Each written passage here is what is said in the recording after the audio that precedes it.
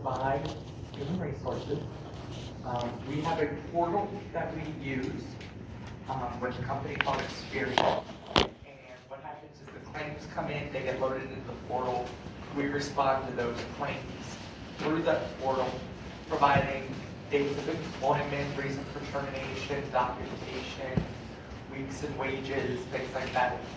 And then that information is sent back to the state. And what happens is the state then makes a determination whether that employee is going to receive unemployment compensation or not. Now, all employees, regardless of their termination reason, may file for unemployment. Whether they receive it or not is based on our due diligence and what we do as a team to make sure that we are responding appropriately to those claims that come in. The process, once a determination is made, so let's say an employee files for unemployment because they were terminated for attendance. They may be awarded unemployment. We'll get notified of that, and then we will appeal that determination. And an appeals process would begin. We would send that again, that appeal goes back to the state, and then the state will schedule an unemployment compensation hearing. Hearings are generally in the location nearest to the store, so not necessarily the employer or the employee, but nearest to the store. So for those of you in the Reading area, our unemployment compensation office is in Reading. But those of you, you know where our Pottstown store is, if you're familiar with that. The closest unemployment office is not Reading, where you would think it would be. It's King of Prussia. Okay? So, Phoenixville College, one of you guys can go to the King of Prussia office. They live downtown, and Thorndale and Exton, you would go to King of Prussia. Some of the western areas, I'm not so sure. Yelena could answer that a little bit better, and Dyer in the northeast, where, so we'll be invited to the hearing. We'll get notice of that hearing. That hearing notice will be shared with the appropriate leadership. It could be just the store manager if they were the one who issued the termination. It may be you and the store manager. It may be you, the store manager, and several witnesses if there was an incident that caused that employee's termination, who we would need to attend that hearing. And you'll get advised of the date, the time. We'll provide your contact information with a representative from Experian who will be assigned to the claim. And that individual, most often is a lawyer, not always though, and they represent us during the hearings. So HR, a representative, and leadership and any witnesses attend the hearing on behalf of the employer. So, corrective actions, which we just went over, and we discussed the importance of them, and making sure you follow through and document. They have a substantial impact on the UC process. By following that corrective action process and being able to show progressive discipline, we, Goodwill, can provide the necessary documentation to unemployment to increase the likelihood that a determination will be favorable to the company. Okay? Without proper documentation, we would not be able to meet our burden of proof for any involuntary termination of an employee due to a rule or policy violation. Whether a claim is approved or not approved by UC, both the claimant and Goodwill have the ability to appeal that determination. So let's say a claimant, a former employee, files for unemployment comp, and they're denied. Goodwill's happy about that. They're not getting unemployment compensation. Okay? The employee's not so happy. So they may appeal that determination. That's where the hearing would happen. Conversely, a determination comes in, the employees get their benefits. we're not happy about that, we can appeal the determination and a hearing will be scheduled. Depending on who the burden of proof is on, depends on, and I'm getting into legalese here a little bit, but there's different points of the UC code that are applied. And that'll all be gone over with you should you get called to do a hearing. So if an appeal is approved and a hearing is scheduled, we will receive notification of hearing with the date, time, location of hearing. We'll reach out to the appropriate leadership who administer the termination and any witnesses who had direct knowledge of the event or events leading up to that termination. And we want all those individuals to attend the hearing. A representative from Experian, our consulting partner for unemployment compensation, will be assigned to represent Goodwill at the hearing. And witnesses and human resources will attend the hearing with that representative. The hearing referee then issues a determination within 7 to 10 business days. If we lose a hearing, so that the final determination is against Goodwill, the former employee receives benefits, we still have one more appeals process. We can appeal to the Board of Unemployment Compensation. There's no additional hearing at the time, but it's just a further level of appeal we can go through if we need to. In Pennsylvania, we have something called dollar-for-dollar reimbursement for unemployment compensation. And that typically refers to a situation where an employer reimburses the state's unemployment compensation fund for benefits paid out to a former employee. And this is how it generally works. Unemployment insurance, or UI benefits, when an individual becomes unemployed and qualifies for benefits, they receive payments from the state unemployment fund. The employer's responsibility is we're generally responsible for funding unemployment benefits through taxes paid into the state's unemployment insurance fund. The amount of taxes that the employer pays is influenced by factors such as their payroll, how big is their payroll, history of layoffs, and the individual state's unemployment insurance tax rate. If an employer successfully contests a former employee's eligibility for unemployment and wins an appeal, the state may reimburse the employer for the benefits paid out to that terminated employee during that contested period. The reimbursement is often referred to as dollar-for-dollar reimbursement. If an employer believes that a former employee should not receive unemployment compensation benefits, such as misconduct, voluntary resignation, they can appeal the state's decision to grant benefits. If the appeal is successful, the state may reimburse the employer for the unemployment compensation benefits that were paid during the period in question. To qualify for reimbursement, the employer typically needs to provide evidence supporting their claim that the former employee was ineligible for benefits. Where does that come into play? Corrective action. Documentation. So, documentation of misconduct, resignation without good cause, or any other relevant information we may have, such as documenting when a person does a 3-day no-call, no-show, not submitting it as a voluntary resignation, but a job abandonment termination. Okay? In summary, dollar-for-dollar reimbursement in Pennsylvania relates to the process where employers may recover unemployment insurance benefits paid to a former employee if they successfully challenge the awarding of those benefits through the appeals process.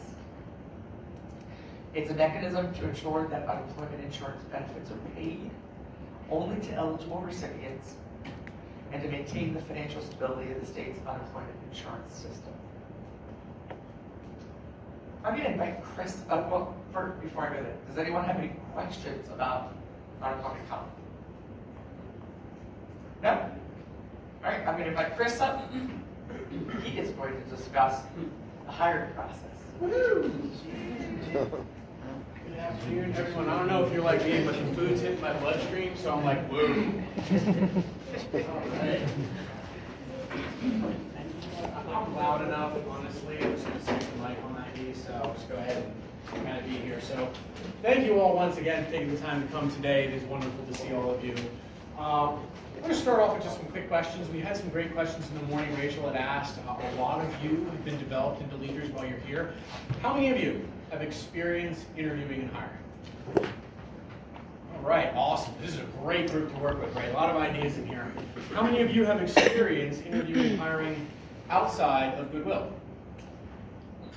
Equally awesome, fantastic, right? So a lot of ideas, a lot of great ideas we probably have here to approach the topic. Given that that's the case, I'd like to ask a question. We're going to throw this out here. This is not about right or wrong. There's a lot of answers to this question, so I'd love to hear them. Why do we hire? There are really obvious answers to this. There are more nuanced answers. There's no wrong answers. Why do we hire? Shout them out. Just shout them out. For our mission. For a mission? Yes. Wonderful. What else? To help develop people. Say it again. To help develop people. Okay, absolutely. We're developing people, so we're setting that in motion. Excellent point. What else? Full of need. Say it again. The jobs. The jobs certainly will not do themselves. Absolutely. If you can figure out a way to do that, we'd love to hear from you. Although, honestly, it's a good thing that they can because it creates the need for our partnerships. That's an excellent point. The utility of things, right? Isn't that what most of us see? I've got a job opening. I need to fill my shift. I got a spot on my schedule. I need someone. I need a body. We wouldn't say that because we know inherently we want more than that, right? But these are the drivers. From how we evolve our business to filling those core needs of how the heck am I going to open and close my store every day. And we experience them in different ways in different teams. So I really appreciate your input there. All of these are fantastic reasons of why we hire. And I'm going to go to one of the core pieces, and it was the very first answer that was given, and I couldn't agree more. There's a mission focus to what we do as there is in all things. For those who gave the mission focus answer, tell me a little bit about what you were thinking when you said that. What were your thoughts? No wrong answers again. Why did you say that? It's a great answer. It's a way of giving back to our community, for one. Okay, giving back to, how do we give back to our community? Essentially, it helps essentially providing job training, essentially also to help people and someone be able to again pay their bills, and also they also get to still spend their money in the community as well. It's a way to again, basically, it's essentially it's a kind of a give and take in a way. It is a give and a take, like all relationships, right? Couldn't agree with you more, and that's one dimension of that. Our mission focus in the stores generates revenue, all that work that needs to be done, generating your bottom line, where does that go to? When you think money, think mission.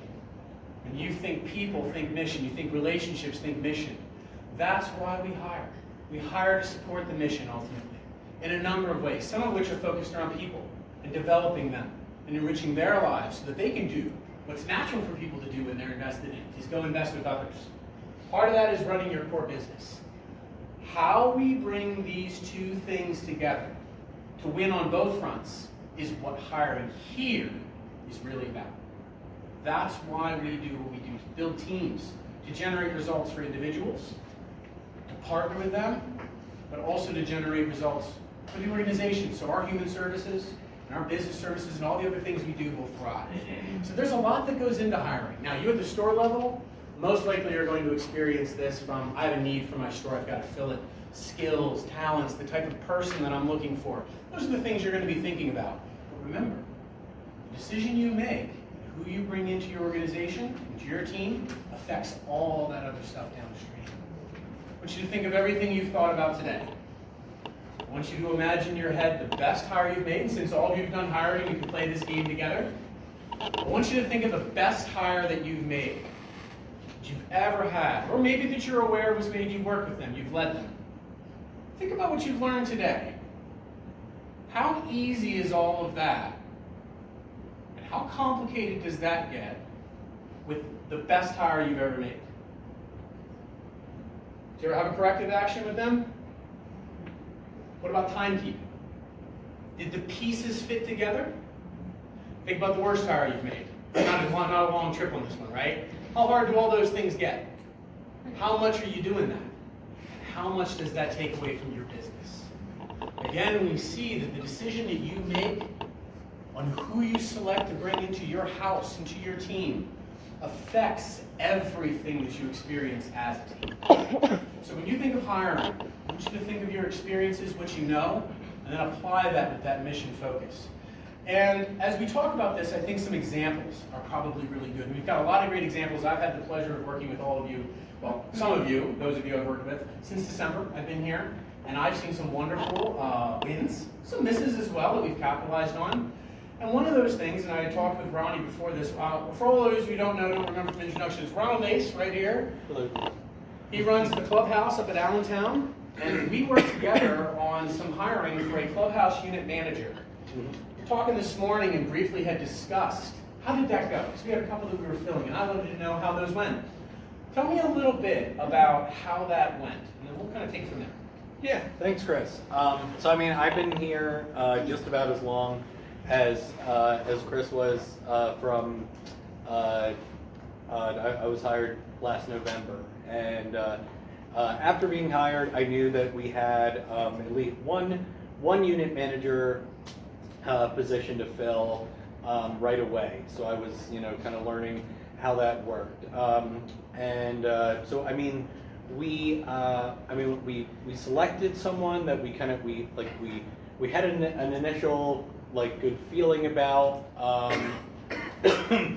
They I don't know, they seemed like they exhibited a real passion for the mission of the clubhouse, which is great. But then when we got this individual into the team, we found that things are just much more internally focused.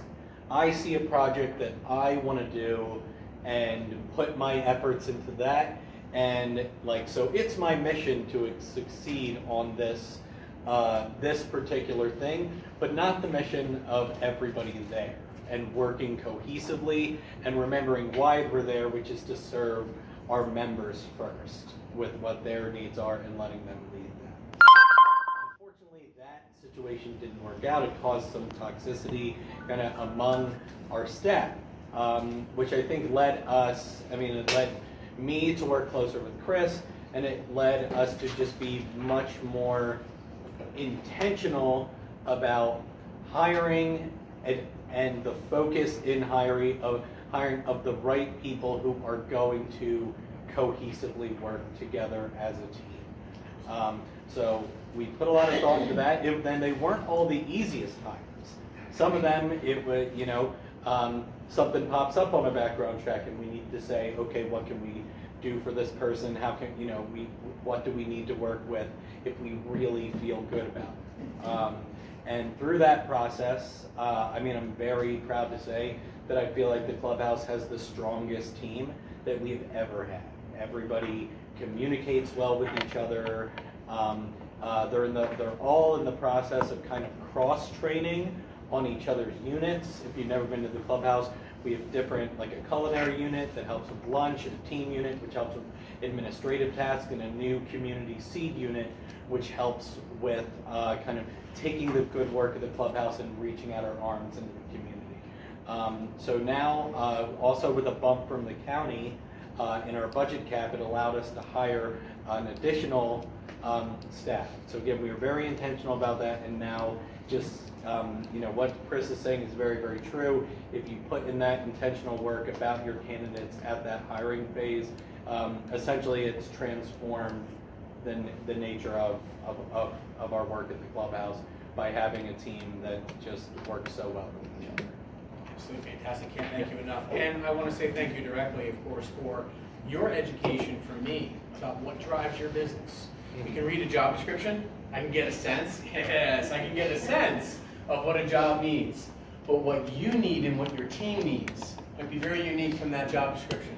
There are nuances there that matter, and you can see in Ronnie's answer what those nuances do. Did you have a skill deficiency with the hire that didn't work? Did they not know how to do something? Yeah, there's elements of that. So there was some of that. But was that the problem? What was the disconnect? Yeah, but ultimately the disconnect was just the mission and the job description, not fulfilling that and it not clicking. So their purpose, right? their purpose for engaging with you. Yes, Melissa? I think I just want to jump on what Ronnie's saying. A lot of the hiring that you're doing is, sales associate, merchandise processors, and this is important with that group of people as well.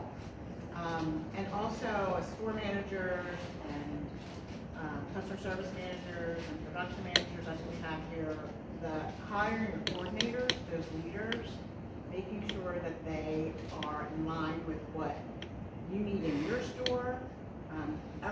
You all have different skills and abilities, and making sure that you're finding people that not necessarily have the same skills that you have strengths other places, so you can come together as a team. So being able to identify what you need to make that strong team is a part of what Chris is going to talk about. But I just kind of got excited when I heard him talking, because I just want to say that. No, and it's a brilliant conversation, and thank you for that, because essentially what we're talking about is our core insights leading up to what this team does. And what does the team do?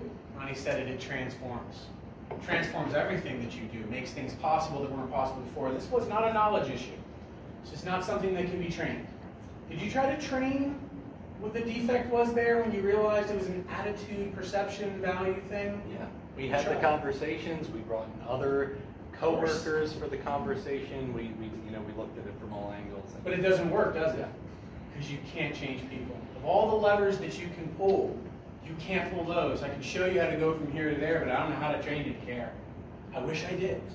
I know how that journey works. I know when I haven't cared about something and cared about something in the future, but I had to make that decision. No one else could do that for me. What are you picking within the talent acquisition process? I'll go back and ask my question again. Why do we hire?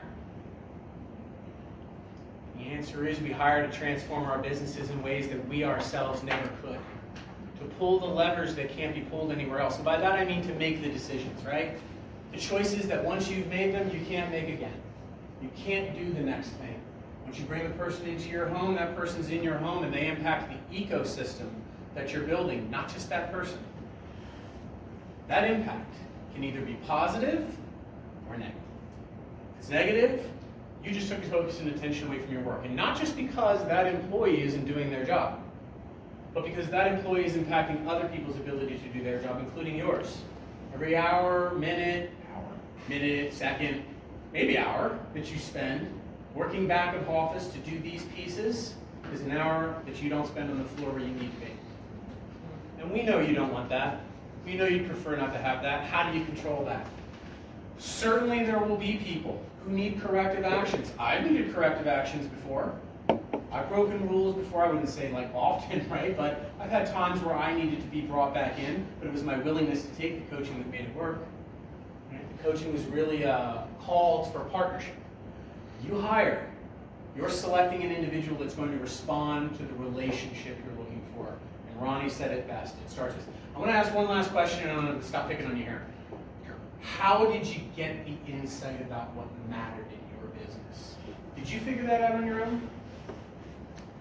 Yeah, I mean, I came into the role with, years of management experience. I think that as I looked at, experience with an employee that didn't work out, looking to the past, talking to, my supervisor who had run the clubhouse for 7 years, it seems like the most consistent issue is like either be it an employee or be it a member, because at the clubhouse, we really don't separate ourselves. The purpose of the clubhouse is that the members and staff work side by side. So your biggest, kind of risk factor in there is that you bring somebody in that is that there's something about them that isn't helping the team be cohesive. That there's some toxic nature or ego about what they're doing. And so, the best person you can bring in is going to be someone who has a love of learning and wants to better themselves, but also has something to teach as well. A desire and a purpose in the relationship other than give me money. There's nothing wrong with money, by the way. It is essentially what we're all doing here, right? We do make money. There's nothing wrong with that. And even if that is your top priority, but there are rules. And the rules exist like any other relationship. So I'm going to use a comparison here. something that's not 100% the same, but I say this a lot. It's a lot like dating, right? You kind of figure it out as you go. Rules are different, boundaries are different, goals are a little bit different, but essentially the same. I have a need and I need something that complements me. Melissa said this incredibly well. What completes us? What am I missing? And I need someone else to bring to the table. It might be another set of hands. I can't be omnipresent, right? I can't be everywhere. I need someone to help physically to get it done. But there might also be, I need someone that's going to interact with the rest of my team, what Ronnie's talking about, for all the things I don't see, especially the stuff I don't see. I need to know that those things are working well. I can't possibly run my store if I'm the one pressing all the buttons. The only way we get there, the only way the training turns into the coaching, and the coaching turns into the development, is that the person you pick actually cares enough to engage in that process. That's it. And you've all sat across the table from that person who you saw didn't, and you knew you had no ideas. There was nothing but this corrective action now to move forward with and to work them out. And then all the work you have to do in the meantime. Why we hire is because it is the most important thing that you as leaders can do to control the outcomes of your business. And those outcomes are mission focused. So the only way that we, and I'm going to draw a direct line here now, you can see this, the way that we understand our business and what we need and the purposefulness of how we hire is absolutely the primary determinant. Who's on our teams and how they operate of whether or not we're going to be able to help people to deliver on Goodwill's mission. The end. It's absolutely true. In every part of the business we hire, mission services can't do anything, but brilliant people that they are, the amount of money that you make. You are incredibly important to that process, right? We live in the real world. We need real solutions. Your stores also don't run the right way, and all the magic that you perform within those walls in the community, the positive engagements, the relationships you build, all of those things and the people you build, heard that, the developing of the people, all of that is an important part of our mission. It all ties together. So when we hire, we say, why do we hire at Goodwill? We do hire for the utility.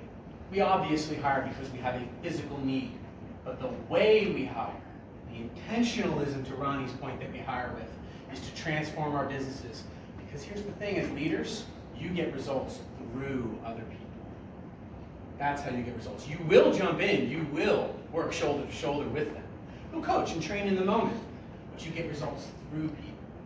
And you need a partnership to make that happen. So, when you think about hiring here, you think about all the best practices, challenges you've had, wins and misses. Bring that to bear and say, what does my store need? What do I need? What did Melissa need when I came to work for her? How will those needs change over time? What will we do? Certainly we'll communicate. Certainly we'll learn. Certainly there'll be things that we work around. But what we'll essentially be doing is caring about the same mission. We care about each other. Okay. So that's hiring. I'm not going to belabor the point anymore. The why behind the what we do is incredibly important.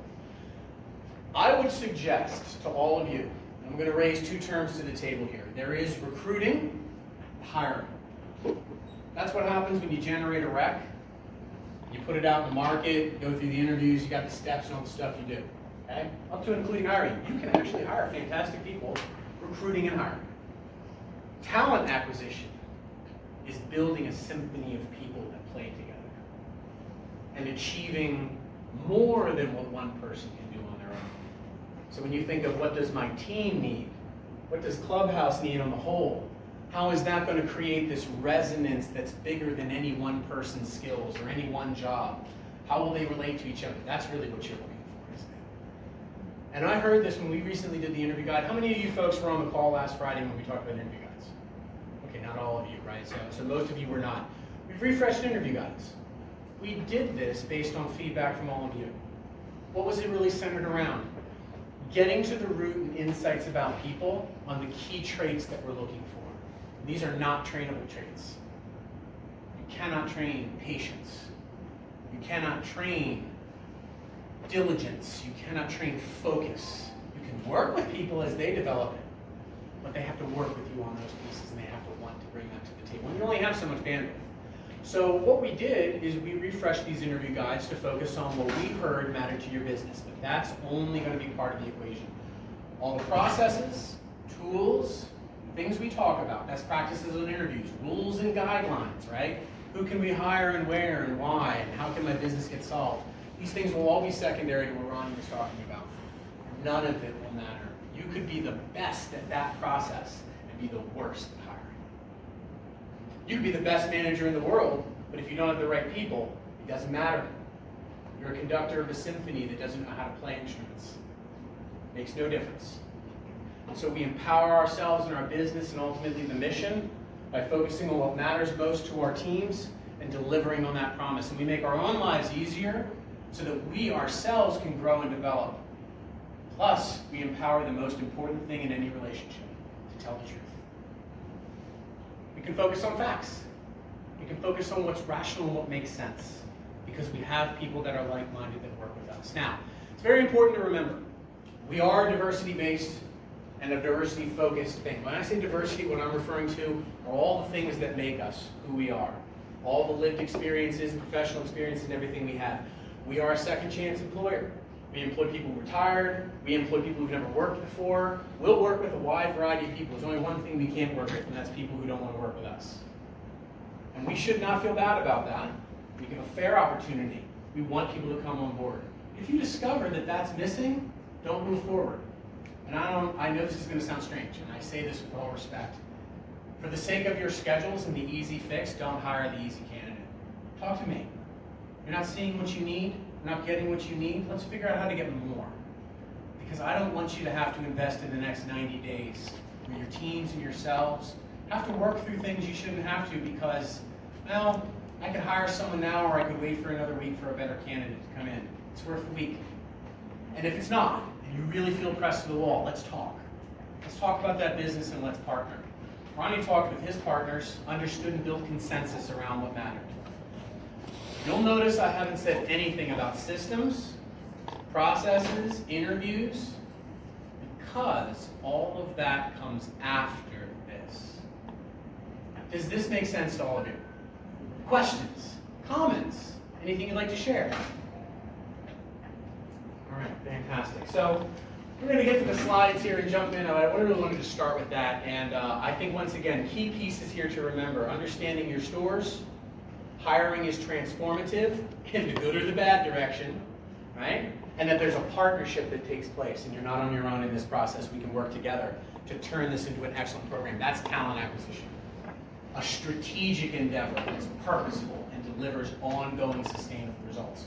Ronnie probably won't have to hire as soon either, because those people are having a more positive experience. The problems solve themselves because they never come up. And it only happens because it's time to think about that, as many of you probably do today. Okay? So the implication of going through this is not because I think any of you or a portion of you don't already know, but it is to reaffirm the why behind the what. What is hiring here? What are we doing? We're facilitating very important outcomes that cannot be achieved in any other way or at any other time. And it is important that we prioritize, both in our minds and our hearts, as well as with our calendars and our time, the way we organize our day, that we're great at this. Here's the last piece I'll tell you, you'll chuckle with this when I say it. You're going to be doing a lot of it. You're going to be doing a lot of it, right, retail? You'll have a lot of opportunities to make these great decisions. And that's not because something's wrong. That's because we train and coach and develop people and they go on to do other things. College students who come to work with us. First-time employees who gain skills and go find a passion somewhere else. An insight about themselves that helps them grow beyond our sandbox here, right? That's our goal. We want you to leave and be strong. We want you to leave the nest. And we're ready to bring that next person in and make it happen. This is talent acquisition. This is the mission focus of hiring. And this is how we win on all those things, okay? Getting great at this is what we're going to work on together as we work over time. And the thing about interviewing and recruiting is it's experiential, right? Like I could stand here all day and tell you these things, but it's practicing the interviews, right? Just like practicing going out on the dates. It's sticky. It's uncomfortable. Right? It's not something that you might choose to do on top of all other things. Maybe it's not your most fun thing to do in your business. Maybe it is. How many of you, just out of curiosity, really, seriously, raise your hands, perfectly fine on this in a mixed bag. How many really love interviewing and hiring? Yeah, that's about right. How many of you don't? Which would be everyone else. We don't need to do that. For those of you who don't, just shout out the answer. It doesn't matter where you're coming from. Why? Give me one reason why. Just the most honest answer you can give. There's no wrong answers here. For those of you that don't really love hiring, tell me why. Just one person. It just goes even if the person's not already wasting and you have to turn it down, I guess. Which is kind of a feeling that you can't maybe control that, right? Like what happens, I'm not sure how to control this decision, right? And I like the idea of decisions and making decisions I can control, right?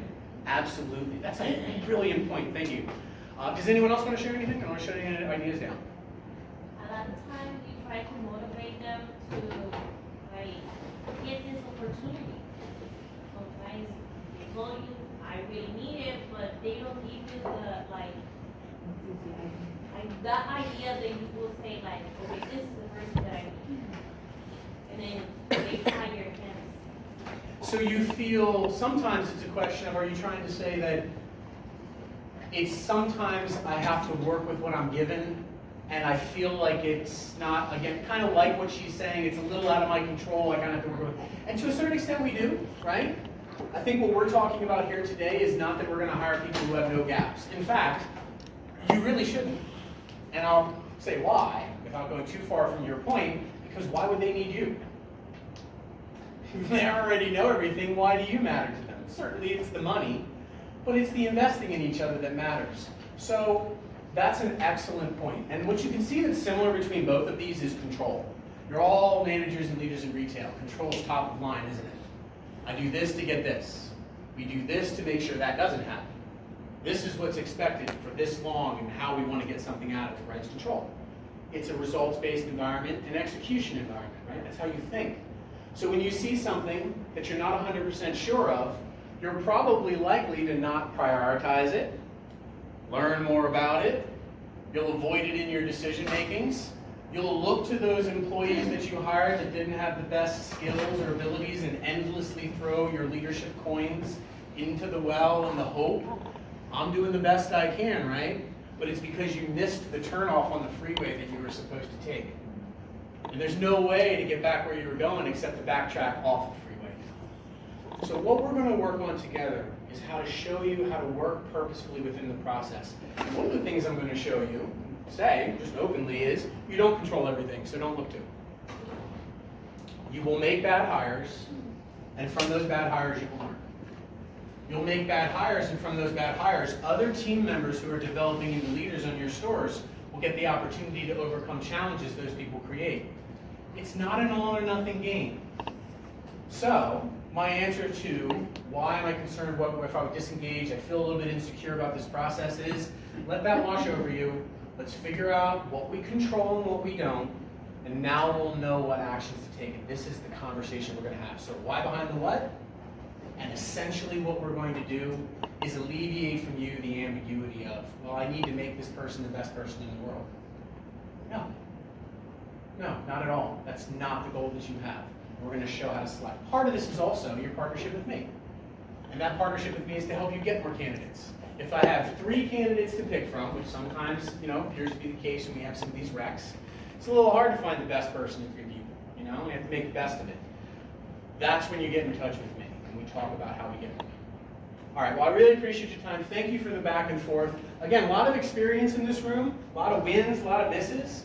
But when you can see talent acquisition really sits as the alpha, if you will, in your business. This is where it all starts and where all of this will find its context and how impactful you'll be. Okay, let's get into our slides. We're going to talk about some things. A full disclosure for today. Since we don't have our systems, we didn't plan to do system setup.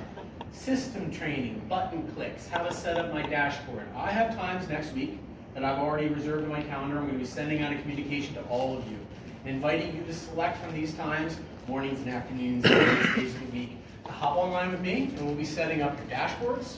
And I'm going to show you how to use the system and its tools and resources to organize your candidates.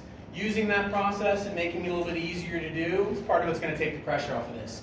Some of the pressure you feel can also be around that with the process, right? What do I do? How do I do it? We all know we're a lot more efficient and we tend to tackle the tasks that we understand more readily. So we're going to work on that. Next week I'll be inviting you to that. So we're not going to cover system, paycom, what buttons to press today. We're also not going to go too deeply into interview training. Interview training is a nuanced piece. It's practice-oriented, it's experiential. We will have interview training for you, starting with the guides. We've got some new stuff out there for that. We're going to make those resources available. In fact, every requisition that comes out now will have a As Melissa said, for our individual contributors in store, those new guides attached. And there are instructions in there about creating the experience of the interview. And so you will have some tools to do that. But the practice piece, we're going to work on together over time. And it's going to look a little different for everybody, as it does for me. Kicking us off right here, though, let's get back to some nuts and bolts. Paycom. Every single employee move happens through Paycom. There's a requisition created for internal transfers, promotions. And the reason that we do this is because we want to create opportunity and accessibility. We want to make sure that people have a fair opportunity. We can post something internally only. Minimum is 2 days. I'd recommend keeping it up for a bit longer, but I understand sometimes we've got a promotional opportunity. If you've worked with HR and there's an open conversation established, we can put that job out there. But if somebody else applies, we want to interview them. We have an external job posting. Every qualified candidate gets interviewed. And this is why it's critical that we create these postings in Paycom. From a reporting and compliance side, but also from an access side. We don't have backroom discussions about opportunities. We're above board. We're visible. Our employees can look to these opportunities and they can explore them. Creates a vision for them and what they might want to grow to. Next thing to think about when you're opening up these requisitions is, of course, to put me in as your recruiter, your hiring manager, and your hiring team. I'm not going to belabor the point too much on details. We'll walk through this in some of the training. But your hiring team, think about that. Who's going to be on your hiring team? You recently had some changes to customer service manager, production manager. You have people rolling directly up to you. Interviewing might look a little different. Some of you may interview as a team, have coordinators or customer service managers or store managers interviewing. Some of you may not. But interviewing as a team is critical. Create that hiring team and make sure that when you create the rec, you list everybody on that rec that you want to have access to those applications. Think about who you're going to have to partner with internally from a process side to be able to operationally handle this work. When I create the recs, I need to be able to put that information in. I can go back and fix it, but I have to reset the whole workflow and move a bunch of candidates around. Sometimes people get missed. So think about your hiring teams, and even if you're not sure that you're going to use someone, I'm happy to throw them on there too. It doesn't cost anything. But we want to do that. I'm always going to be your recruiter side. Obviously, I'll be forwarding on applications to you. So from a process perspective, top level once again, every morning, first thing I do, I look in and I forward on applications. There are some one-offs where this does not happen. There are also some times where you'll have priority candidates. You might reach out before I get a chance to. Please move the person forward. They're coming in to interview in an hour. All that kind of stuff I can do. But typically in the morning, every day, I'm going to be forwarding your candidates on to you. So into your hiring manager review box, you will find typically by midday, every candidate that's applied within the last 24 hours. My goal is to have those people, as applicants, sit in my review stage for no more than 1 day. Why? Because the best people that you're hunting for, so is everybody else. And there's a battle for talent out there. And you'd be mistaken if you thought there wasn't. You know how rare 1 in 10, 1 in 15, depends on your store, are the knockout employee that you're talking about. You going to get to them first? Early bird gets the worm. And so I want to make sure that as a recruiter, my first thing when I see an application come in is, you can't do anything until I send it to you. Right? I have to empower that next step. So I'm going to make sure I do that in a timely fashion because that candidate's waiting. When the candidate hit the apply button, they wanted to talk to you right away. In fact, if they could do the interview and get a determination right away, they would. That's what they're looking for when they hit that apply button. So we're going to try to move towards that as quickly as we can. Less than a day for me to get those candidates to you. What do I need from you then? Every day that you're coming in, I need you to review those candidates also within 1 day. Yes? Okay, I got a question because every time I call the people after you check it, Yeah. so I call them, they never answer the phone, I left a message, and sometimes I set up the interview and they never show up. That's okay. That's okay because what I'm saying, and thank you for bringing that up, and I did hear some of the snickers. By the way, I totally get where that comes from. You don't have to get them to come in within 24 hours. You don't have to get them to pick up the phone. You need to pick up the phone. Your behaviors are what need to happen. Some of them won't call you back, but some of them will. But none of them will until you pick up the phone. And so that behavior is the lever you pull at that stage. What are you focused on at that stage? You're focused on as quickly as you can creating the point where you can interview. Because if you don't interview, you can't pick, right? And you don't want to wait. Every moment that you spend in your stores where you're not fully staffed, you're losing money and time, and your team suffers. 24 hours is not about finding the best person, and it's not about making sure they're scheduled within 24 hours. You don't have to interview them within 24 hours. You have to reach out. Now, there are ways in the system. We're going to go over how to move people and processes, and there's ways to track that. We're not going to get into all that today. We're here going to focus on, again, what's top of mind, the really key pieces. When you get that candidate, you reach out right away. One of those candidates might be the best candidate. If somebody else reaches out and talks to them first, guarantee you they're going to see it, guarantee you they're going to take it. Some of those phone calls that you might not get, and I'm going to say this to you, using your example, if you wait for 2 days and then you don't get a phone call from someone who might be your best candidate, why do you think that might happen? Can you think of a reason why they might not call you back? You might have went somewhere else. Went somewhere else. It's not that they weren't going to talk to you or didn't, it's that they don't need to. You don't get the chance to have the conversation because you sat back. Timeliness. At that early stage, timeliness is all we're talking about. It's all you need to focus on. Making sure that you've cleared out room to enable the next step. And by doing that as quickly as possible, you will create the highest levels of responsiveness. And you'll also free yourself up to run the rest of your day. They don't have to respond right away. Leave the voice message, send the email. You can do both through the system. It's all possible. And then you let them respond and choose what they're going to do. You go about the rest of your day. If you schedule the interview for that day, schedule it as soon as possible. Great idea, right? Work with the candidate, of course. But now that you've made that call, you're done. Unless you've got an interview scheduled that day, you can move on from talent acquisition and start to focus on your store. Knowing for a fact that you've pulled the levers you need to pull for that day. How's that for certainty? You made the phone call to the candidate, there's nothing else for you to do. Now, you might not have the result that you want right away. I get that. You might not have the feeling of control that you want right away. But what I'm telling you is true. If you've made that phone call to those candidates, you've done everything you can do. And now you can put that down, and you can move on to the rest of the store. And I encourage you to do this first thing in the morning. Don't wait. Don't wait. It's a simple phone call, simple schedule, and once you know what that schedule is, you can also put it on your calendar and make that a priority. In other words, be candidate ready. How many of you tell your people in your stores to be customer ready?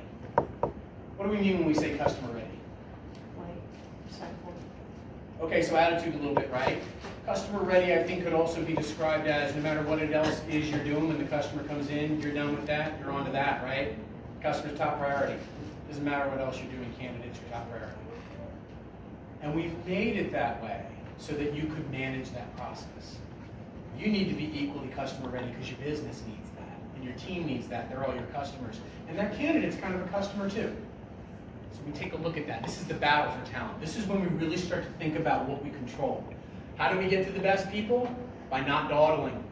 Best people are always going to be taken first. You can think of any scenario you want to, from a fruit cart with best fruit, right, to the best seats in a ballpark. Doesn't matter. They're going to go first. So be first, as best you can.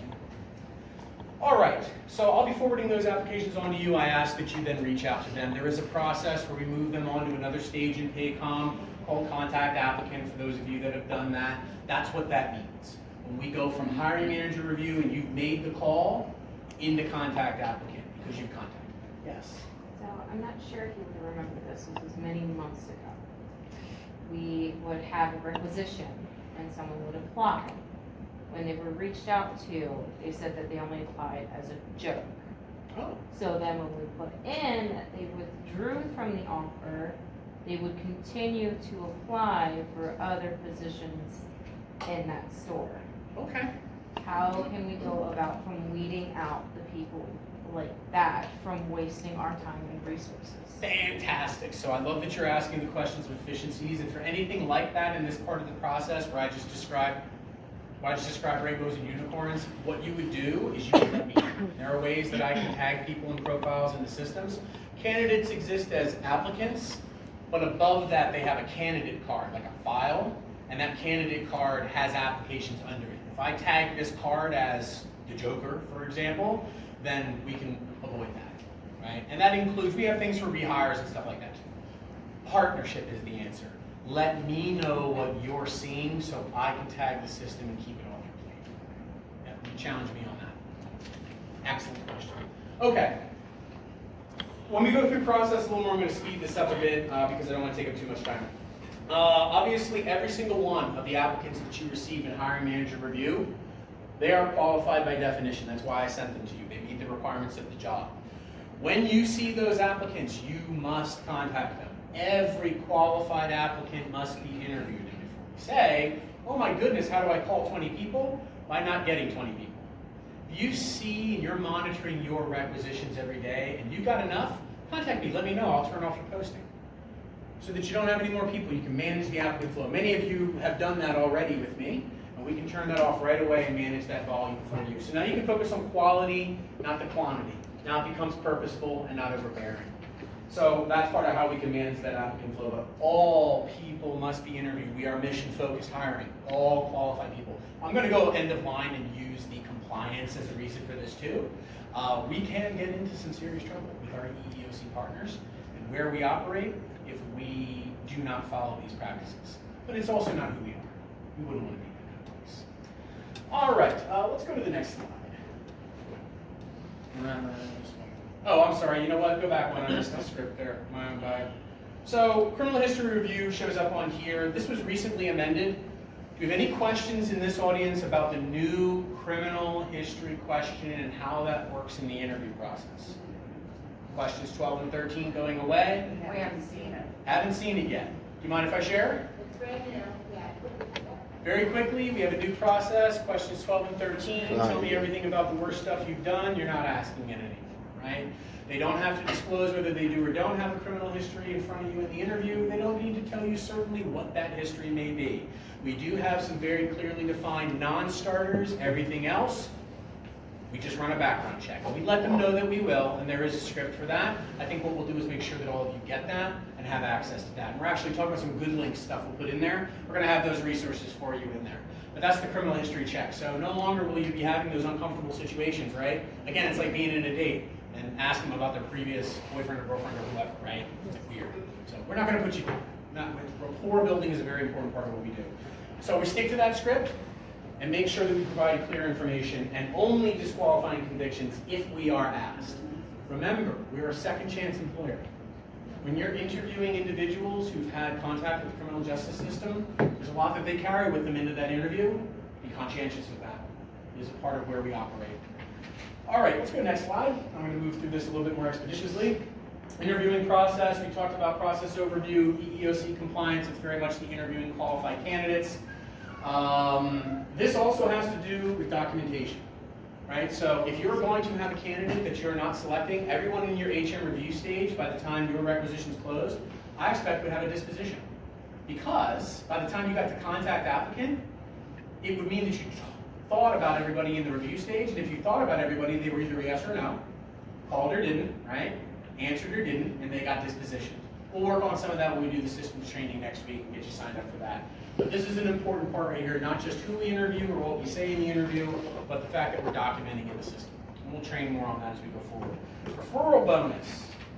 Kind of jumping forward here a little bit. So, okay. How many of you have used referral bonus in the stores go? That is a major opportunity, and we're working on that. So we're going to create some awareness around the referral bonus program.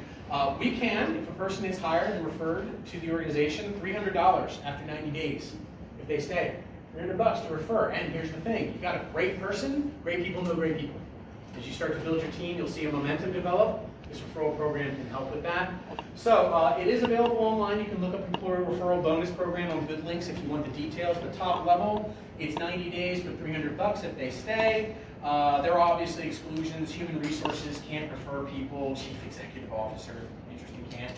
Hiring manager or supervisor, store leadership in that store, double dipping, you know, obviously conflicts of interest, things like that. And then various other people who can't be in there. Again, you can look to Good Links for the program to know exactly which. Previous employed associates that do not meet the referral bonus criteria. So if it's somebody that's already engaged with us and they're coming back, I mean, when they put your name in as a referral, which is what a person gets referrals for. I applied, here's the name of the person who referred me, that's how they'll get credit. If it's a person who worked for us before, well, they didn't really refer them, they kind of referred themselves, right? So that doesn't count. All right, let's go into the next slide here. And again, some of this is stuff we've already kind of talked about a bit, so I'm just going to run through it. New applications every morning. Keep in mind what we're doing here, the why behind the what, obviously, but these are your key marching steps here. This is really what you focus on. Check new applications every morning. Immediately contact them within 24 hours. Move candidates in a timely manner. This organizes the front side of your process. Helps you to now put it down, and when I train next week, I'm going to show you how to set all kinds of reminders for yourself. So like literally midstream in reviewing candidates, you could walk away, go deal with the fire that started in the back of your store, and then come back and know exactly where you picked up. I'll train you how to do that. It's an easy system to use. Just, it has to be trained. But we want to make sure that we're moving them in a timely manner to keep them organized. And then here's the last piece. I am here to serve you. My job is meaningless without your needs. My focus, as we talked about Ronnie and his business, was to learn about yours. If you're not getting what you need from the post and pray job postings, what else can we do? Is there signage up in your store? Should we hold a recruitment fair? Am I going to be in your area doing a recruitment fair that we can help with? Do I need to come to your store and set up an event and have a table to help you recruit? What do we need to do to get to that place? I am equally willing to flex and adjust around your needs to help us meet this vision we want to have. You are not alone in this at all. So I'm here to bring this to the table in any number of ways. But I need you to communicate with me. Managing applicant volume, we talked about that. Assessing the hiring team support. Increasing application volumes and troubleshooting system issues, obviously pretty obvious. Pam? Yeah. How did we do on e-commerce? What'd you do? Had a problem with applicant volume? Tell us a little bit about that. Well, I lost 6 applicants like in 3 weeks, or 6 employees in 3 weeks. Was not getting the applicants for jobs. Nobody that I wanted to hire, there was no enthusiasm. That's right. So I had a conversation with you. We talked about full-time versus part-time employees, and also marketing the job description differently than what we have it listed as. And when you did that, when you marketed, my volume of people increased 100%, and the enthusiasm of the people that came in was totally different. Yeah. And I hired the people that I actually was gonna hire 4 part-time people. I hired 2 full-time and 1 part-time. And I had them within 10 days. Fantastic, yeah, and I can't thank you enough for reaching out, because to me, what her requisition looks like is, well, lower volume, so I do see all your recs, but I have 128 of them, so I don't process what you process. I need you to bring me how that's hitting you. If you have 6 candidates, for all I know, one of them looks good, maybe you're fine, I haven't heard anything, but they might be 6 candidates who haven't called you back and are completely worthless to you in terms of a process. People aren't worthless, but in terms of a candidate, you're not getting anything done. Let me know. Let me know what you're experiencing and how we can work around it. Seth, we're working on this right now, same job, right? Yeah. Did you have the same experience? Same thing as them, so far. Absolutely, right? And so, these are e-com positions, by the way, supporting all of everything, right? So all these things matter. Reach out to me. You're not getting what you need. I'm your partner. Put some weight on me. It's my job to figure some of this stuff out too, right? You got a whole store to run. Yes? I have a question for you. For example, I hired someone for a merchandise processor. Yes. And when I tried to finish all the paperwork, I couldn't access for I-9 stuff. Oh, I see. I could not access any of that, so I couldn't finish the hiring process. I had to have Mary Ann finish that for me. Is that going to change? Are we going to have access to all of that? So that's an interesting thought, and it's difficult for me to answer because I don't know why that happened in the first place. If it happened because there's a policy, the policy would have to change. If it happened because there's a system that's not set up the right way, then we would just change it and correct it. Yes, please. All right, so what happens is, you may not have been listed as the hiring manager. Mary Ann was. Okay, because I'm the one that put the... You may have hired her, but you weren't the hiring manager in Paycom. Even when I posted the position? Yeah. Because if, let's say you were hiring a merchandise processor, but you're a customer service manager. Merchandise processors don't report to customer service managers, they report to production managers or to the store manager. Okay, so So that's why. How do we fix that? Because You don't. Okay. That's where you reach out to your store manager, and if your store manager is unavailable, you reach out to your RDD and your HR generalist. Okay. Yep. Yeah, and to your point, planning ahead on that, knowing who can do what, to be a little clarifying. And I appreciate that, because some things I guess we won't be able to change. But we talk about them and we can begin to identify the things we can. It's a great question. And the onboarding piece, just so all of you know, when do I go away and like the rest of human resources come in? When that offer letter is signed, we're pretty much done. I am happy to help with anything, but at that point, the candidate disappears from the system, the requisition closes, my visibility stops, new hire paperwork, onboarding workflows, where's my employee? There are answers to this. I would not be the person to reach out to get the most timely responses. That'll be Michelle Topper and Ben Proctor, who were in here earlier from the HRIS team. They get a dashboard and they see all those people, and they can help to finagle. So if there is an issue, like you're saying about having paperwork to be filled out, you hit a hard stop, and the store manager's not around, maybe Michelle or Ben can help to work around that one-off scenario. Think of them as your trouble solvers for that next step of the process that happens from hiring and signing until those first days of onboarding. They're your primary partners, just like I am, and that whole front side. Same thing. And we will take additional questions. They just need to move along Yeah. with the Yep. process. Thank you all very Please much. make sure you write down the questions. I'll be sending out an email for all of you next for next week. You can select the times to come and connect with me. We'll get you set up. Thank you. So Diara's going to come up and she is going to go over our new hire orientation process. And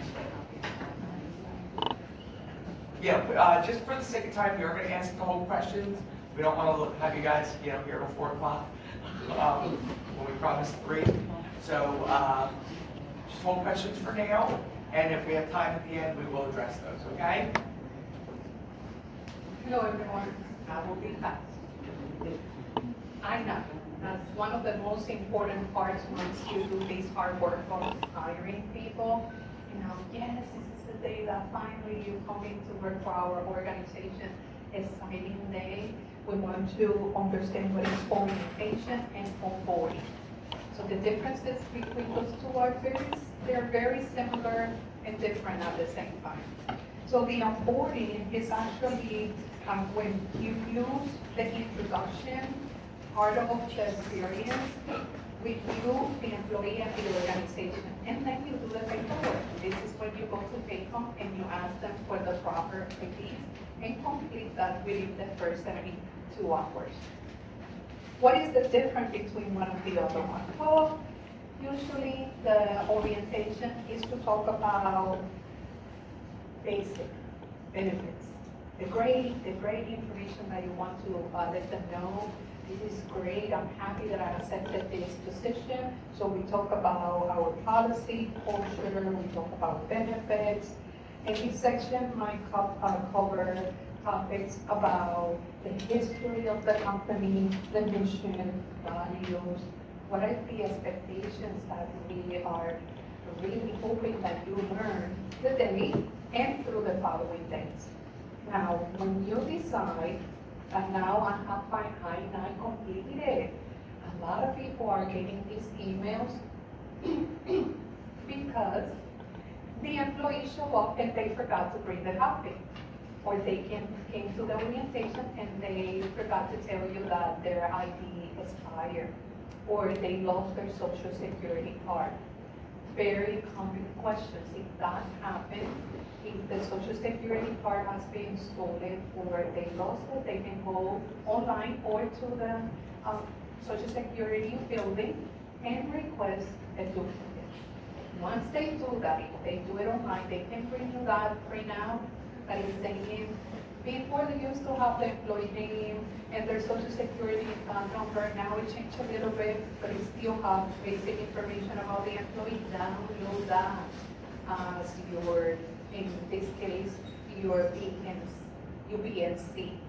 download that copy because eventually before the 90 days, you have 3 months to do another I-9, complete the I-9 with your new card.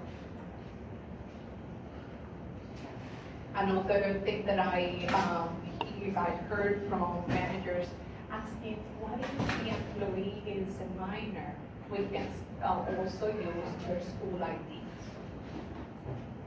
So now we want to start getting into a little bit more deep in who are the people that are going to be working with them, including yourself, the customer service coordinator, this is the time that you let them know when their breaks are going to be available, options, the hours, the bathrooms. Walking around the back room, if they're in the back room, getting to know everyone. Remember, we are embarrassed. It's the first day, it's the first impression. That's when now we change from orientation to onboarding. The onboarding is that impression that you're going to leave in that person's mind for the rest of the day until they go home and they say, great, this is the best job that I ever found. It was my first day and I was a little bit nervous, but not that bad. So during this time, we're going to make sure that they are more informed about their job description, where they're going to be working. Sometimes we don't have the right people that they follow. Someone was sick. Make sure that they know you're going to be working in this area or at this workstation. Temporary. It's going to be just for today because Jenny is off, John is sick. And be respectful. The person is taking all that information with them. They might not come back tomorrow. They might come back tomorrow super excited. And they're going to be your marketing team too to advise others to apply to this store. So why do we do all this paperwork and it's so important? Because we get audits. We want to make sure that we are in compliance and we are doing all the proper paperwork when we complete our I-9. This is when you see Michelle and Ben emails. It's the two employees that were at the end when I came with them. Michelle and Ben are the ones that are going to keep sending you this email reminding you, please complete the I-9. Or the state ID is not correct or it expired. Overall, completing the Form I-9 is essential for legal compliances, verified work authorization, preventing discrimination, and maintaining accurate employment records. As you know, these days, and it's just something that always happens, but it's more common now. At any time, we can have a representative from ICE coming to our building. And if that person, for any reason, doesn't have their IDs with them, we can always show that we have proper IDs when they were hired. Child labor laws. This is very interesting because not all of you get young applicants at your store. When you do, you need to make sure that you have all the proper paperwork completed. How many of you have minors at your store or that you hire? Oh, yes, not too many. But when we hire young adults, we want to make sure that we are requesting prior information before they get to your starting date. Because they're young, they're going to forget certain things. I was talking to a manager yesterday and asked her, what do you do to make sure that they have what they need? And she said, well, they usually come with their parents. And once they do that, I print out this form that is part of your paperwork. It's called Parental Acknowledgement of Minors Duties and Hours. So why do we do this? Child labor laws are regulations designed to protect minors from exploitation and to ensure that they have a safe working condition. This guidance is going to allow you to meet the law requirements, but not only to keep them safe. As you know, we cannot hire any employee over the age of 18 to do DSR or to do any hazard work is prohibited. We have to keep them safe. But not only that, we also have to be aware that any minors that is working for us and during the school hours, they should not be working more than 3 hours during school days. And never after 7 o'clock. In 14, 15 years of age. So the 14 and 15, I've been in some stores and all of a sudden someone goes after 7. Well, you learned it today. Now you know it's not going to happen anymore. And don't tell anybody. Eh? But yes, we're gonna learn that this paperwork has to be completed. How do we process this on that first day? If you think it's difficult to keep an adult, please be aware that keeping a young adult can be even more difficult because sometimes this is their first job. So make sure that everything that I mentioned, where you're going to be working, the bathrooms, the cell phone policy, this is a great job, share with them your experience because you've been growing with the company, or if you have someone who was a customer service and now is this customer service manager or now is the store manager, that will inspire that person. And you might be surprised, they might stay with us. So when you complete this paperwork, some of the observation is that when you send this to HR paperwork, you already completed the I-9, A and B, B and C, or A, which when you decide that you are going to use Section 8, it's because the employee is bringing, for the most part, residency card, passport, some people call it the green card. If they show that, then it's only A. If they bring state ID and social security card, then it's B and C. When you send this to HR paperwork, the observation is, please write something. This is for Jenny Smith, requisition number 56002. She's going to be a sales associate. Attached is the parental acknowledgement form. And send this to HR paperwork.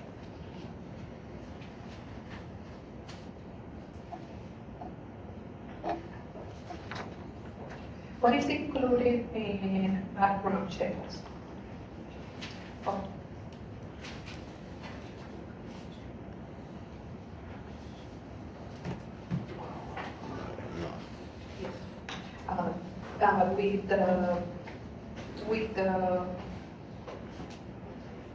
We only do criminal history.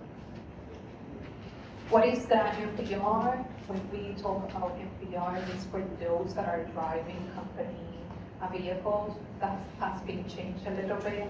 Still, we are doing NPR for those that are using this minimum, but yes, it's required by the organization. If by any chance you are driving any company vehicle and it's permitted and you've been told that you have to complete the paperwork and you get a ticket or any violation after work hours, please report this to your superiors. I don't think it is something that in this room we have to do.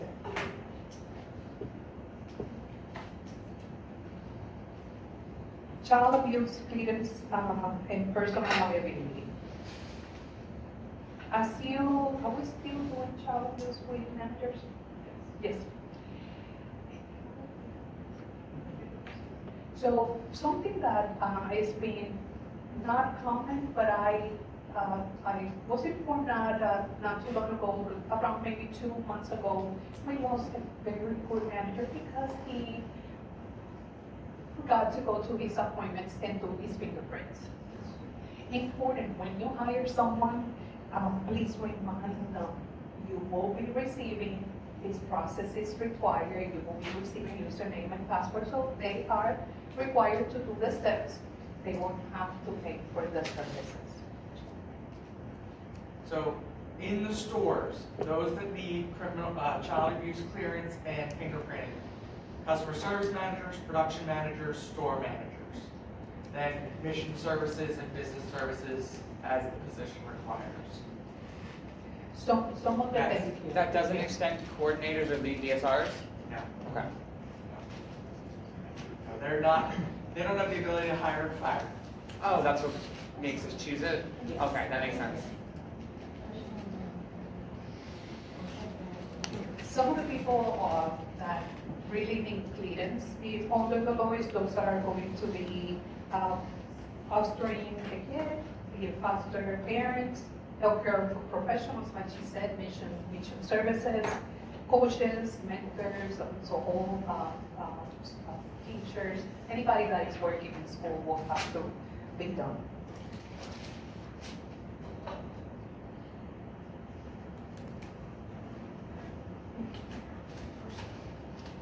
Personal liability, something that we have to keep in our mind.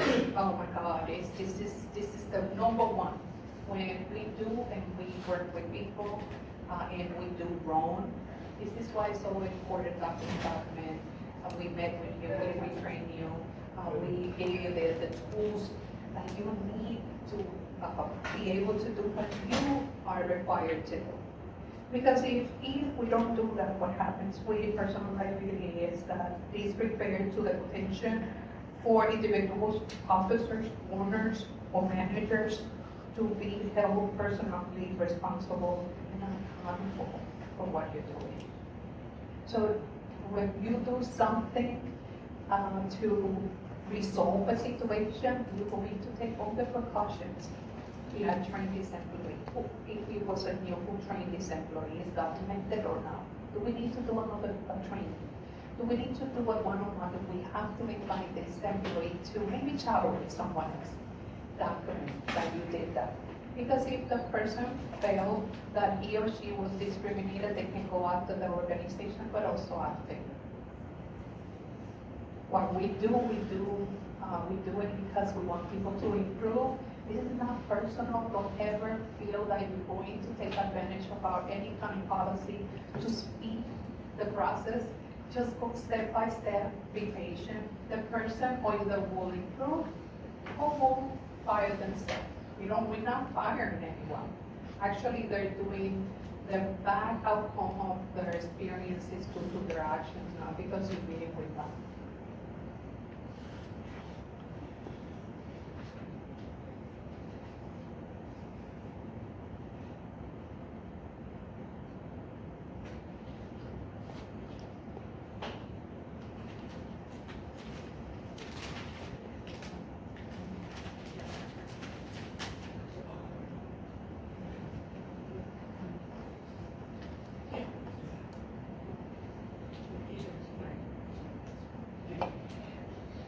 I'm sorry, yeah, we want to make sure that either we continue or we invite our great team development and training because we want to share this part with one of the areas that makes this one of the best experiences with each other, which is appreciation, and she'll give you more information about that. Hi, everybody. So we're going to talk a little bit about recognition. Using recognition is a great way to welcome somebody onto your team and also to increase that feeling of teamwork among people that have been with you for a while. So we have our Good Points program here at Goodwill, which is our employee recognition program. We have made some updates in the past few months. So how many people have the new materials up in their stores, the blue and gold? Okay, so it looks like just about everybody. All of your stores did receive those new posters. So just make sure that at your stores, those new materials are up. They came with new cards, new brochures in English and Spanish. If you are running out of any of those materials, I am the person to talk to, Rachel Prensner. So just feel free to send an email to me or to the learning email, and I can make sure I send out more of those to your location. So with this program, it is something that all employees can participate in. We really encourage individuals to recognize each other when they see their coworker doing something that helps them, helps a coworker. And as our leaders, your use of the program really does drive it for other people. So I want to challenge you to give out 5 good points a week to the people on your team. it's something that can be really easy to fall by the wayside. And if it's not on the top of your mind, a long time could go by without giving a good point. So that's why I really encourage you to have that goal of 5 good points a week. Seek out the opportunities to give people those shout outs, whether it's you're seeing them go the extra mile with a customer, they're having a positive interaction with one of their team members, any of those kind of like things that you really want to see more of is a great encouragement tool for that. And one more thing I wanted to highlight about the program is that along with good points, we also have 2 monthly awards. So what are those? Employee of the Month and Team of the Month. Yeah. So we have Employee of the Month and Team of the Month. These are both awards that are really going to those individuals or those teams that are really deserving of a little bit more commendation.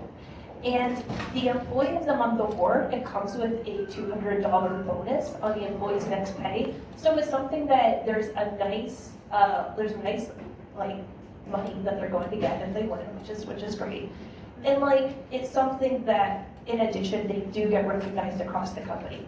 So if you have someone on your team who you feel like is that person that you can depend on, that person that maybe you wish you had 5 of them to really help you run your store better, that is a great reason to nominate them for Employee of the Month. You can do that the same way you give a good point, scan that QR code, and when you sit down to actually write their nomination, see if you can think of a story, of a moment that really captures why they're special. This award is competitive now. We can only give it to 1 person a month. So when you can tell us that story of whatever it is, whether it's helping a customer, whether it's why they're such an important member of your team, that really goes a long way for us. We have a committee that includes people from across the organization, and we sit down, we discuss, we look through the nominations, and we decide who the person is that we think really deserves it the most each month. When you can tell us a story, that really goes a long way towards helping that person stand out. So I think those are really the important things for the Good Points program. Whenever someone receives a good point, they are automatically entered to win one of our prizes that we give out each month. We're rotating them throughout the year. This month they can win a really nice branded Goodwill backpack. And anyone who receives a good point will be automatically entered to win, and we ship those out to your stores. So that is also a way that they can get rewarded, that we took out the step where you had to go on as managers every time you order things online. We received feedback that that was a little bit annoying. So yeah, I think that captures everything with recognition. If you have any questions or need those materials, feel free to reach out to me, and I will give it back to Diana. This is how the good points will look in bullets. Please feel free to print it out. Have it in the break room. This is awesome information. If you are interested, we can send some of these flyers back to you after the training. Yeah, if you, is there anyone here who needs the work cards or needs brochures or anything like that? Okay, let me write down your, yeah, can you just shout out your store so I make sure I follow up with you guys? Phoenixville 16343. Say it again. Phoenixville 16343. So We only had 1 Spanish brochure. That's why one of the reasons why I asked for more. All right, awesome. Yeah, we ran out of the Spanish brochures when we did the original distribution. What do you have? A million Spanish brochures, so if you want. we have them. We have more, so we can get some of those. We can get some of those for you today. So you need Spanish brochures. Yeah, Spanish ones, and then probably one more point for good point person. I didn't realize you want us to be more empowered about getting them out. Yeah, absolutely. Absolutely. Because the original training was to be more, intentional. Obviously, I was a little confused by that's all. Yeah, it's great to always have a reason, but also we want to keep it very wide open. We're not looking to restrict this. We do have some safeguards that if an employee decides to team up with their friend, we make sure they can't game the system 2 months, but you as managers, we completely trust you that every time you give one out, you're gonna be giving out for a good reason. All right, what was the other stores? Whitehall, we English grocers, okay? And was there anyone else who had their raise yet? Goodwill East, Both language. for the brochures, okay? And, sorry, I need some of the points. Can you just send them to the Harrisburg office? I can give them to you today. Oh, Yeah, thank you. I'll just grab everything and have it ready in the back. And then when you guys are coming up, just come and grab it from me. All right, cool. Thank you. Yeah, and you need the Yeah. plans. And what was your location? I work for Photo ID, so Oh, my yeah. location is home, so. Okay, that I'm makes all sense. over the place. You need the cards, yes, I totally Yeah, understand. thank you. Do you guys still make the mission impact ones with scannable QR codes? I don't think so. I think for that one, Mission Impact, I'm thinking it could be marketing for that one, but I'm not 100% sure. Yeah. All right, anybody else? All right, I will grab those items, thank you guys. Thank you. Thank you. How amazing, right?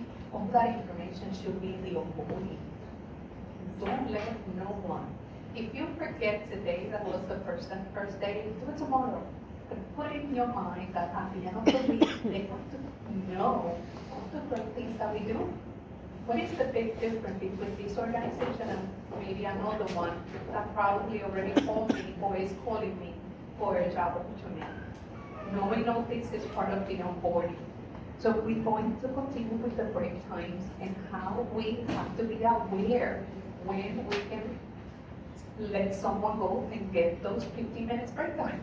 Or if they need 2 break times, or if they need the 2 and 1 hour, 2 break times and 1 30 minutes. So we know that after 5 hours or less, we don't have, no, I'm sorry, 5 hours or less, they don't have a break. So if you have someone only working 5 hours, they work 5 hours and they go home. If they work 6 hours, they have 1 15 minutes break time. This is a question that I get all the time. Do I let them get at least 15 minutes because sometimes they work more than 5 hours? If you have someone helping because you were short and this is just for today or tomorrow, pay attention. Make sure that if that person is working more than 5 hours that day, yesterday and the day before they didn't, because it's today is just an session. Make sure that that person has time to go and take those 15 minutes break time if it's more than 5 hours. Just one caveat to that. The only exception to the 5-hour break rule is a minor, anyone under 18, must receive a 30-minute unpaid break on or before 5 hours worked. Okay? That's non-negotiable, that is the law. Can we find this? Can we find this in Patreon, this information? Including? The child labor law is in good links. And the breaks and lunches? The break and lunches, we don't have it in writing. These are suggested. Yeah. Okay. Before we send an email to just give it to you, if you can write it down, it will be great. Before we send it to you, we would like to invite our human resources director and Don, the VP, to make a decision and how they want to approach this and to send it to the whole company. We've been using it as following the law and regulations, and it's been working. I understand that it's better to have it in writing, but if it's permitted, we will be sending it in writing.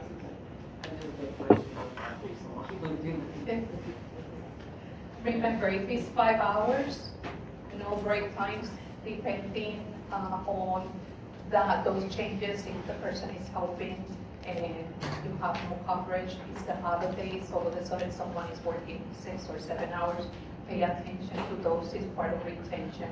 Now for minors, be aware that you have to. If the person is working 7 hours, the person is going to have two 15 minutes break time and 1 30 minutes lunch time. If the person is working 8 hours, it's 2 15 break times and 1 30 minutes break time. A lot of stores are negotiating and just allowing people to work 8 hours, and they have only 2 15 minutes break time if they are full-time employees. It's up to you. However, if you do that, my advice is that you pay attention to those 15 minutes because they might take longer. There's going to be some days that your body really needs those 30 minutes. If the posture start getting a little bit too out of line, you can always change to everybody will have to take the 30 minutes. It doesn't get too bad if you keep your eyes open and you keep talking to people, allowing them to be adults, right? But if it goes out of line, it's in your hands. Talk to your RDD, give us a call, this is what we would like to do, because if there's any changes, we will have to be aware that it's going to be a memo, the due date. You have people that sometimes are leaving early because they do have another job or because of daycare. Just keep us posted. First, it's just sharing with your RDP, and then between you and the RDP will decide if we need to be involved. Exempt employees and hourly employees. How do we understand this when it comes to 40 hours and overtime? Exempt employees do not get overtime. I hear a lot of this question for those that are exempt. I'm working more than 8 hours daily or more than 40 hours weekly, and I'm not getting paid for those hours. It's part of the law, exempt employees will not be getting paid for overtime hours. Now make sure that if you are allowing employees to work those extra hours, that is permitted, that it was communicated. If someone is staying longer because they want to get those 15 minutes today, 15 minutes tomorrow, and then at the end of the week, I have an hour and a half overtime, please make sure that you document this. Is unauthorized and you're losing profit, right? Because it's coming out of your budget, then it's not permitted. And I think making sure that we are following the Fair Labor Standards Act and documenting when we talk to employees, when we make sure that these new employees are not bringing those documentation for your I-9, that you provided this information to Michelle and Ben. When you send those emails, please copy Jelena, Heidi, and myself, because if you have any questions or you're not being able to complete this paperwork within the 72 hours, we can advise you. And we can do teams, we can see what you're doing. If you have questions, we can share the screen. And it's such a great, awesome tool that we should be using. If we're doing something else, we can ask Heidi or Jelena or myself. We can share each other's region to help you to complete this paperwork. So please give a priority to the compliance of the 3 days, because we would lose them. They will go find another job, and not only that, we could have complete this paperwork with just a little bit more communication to complete it on time. If the employee is waiting for, sometimes it happens, I'm going to get my state ID on Tuesday, and it was due on Monday, just keep them out of the schedule. We don't have to terminate them yet, just to let everybody know. Jane's going to get her state ID tomorrow. I know we passed it in 72 hours, please allow me to do this. Communication is the key of everything. Once we have that, we'll follow up with you on Wednesday. Great, yes, we have the employee now, 72 hours, everything is completed, onboarding is done, and now it's the continuing of the experience with this employee, and information, expectation, fun time, teamwork, having fun at work, benefits, remind them all these great things. Stay in touch with the training and development. They have great information about what we do to have fun and celebrate with them. Thank you so much for being here. It's a pleasure of meeting your faces, and I'll be with us. Thanks, Tara.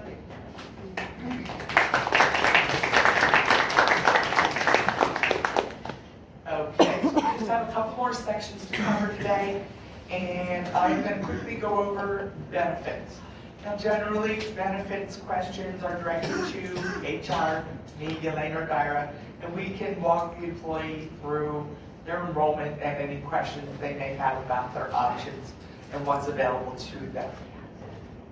Employees are eligible for benefits on the first of the month following 60 days of full-time employment.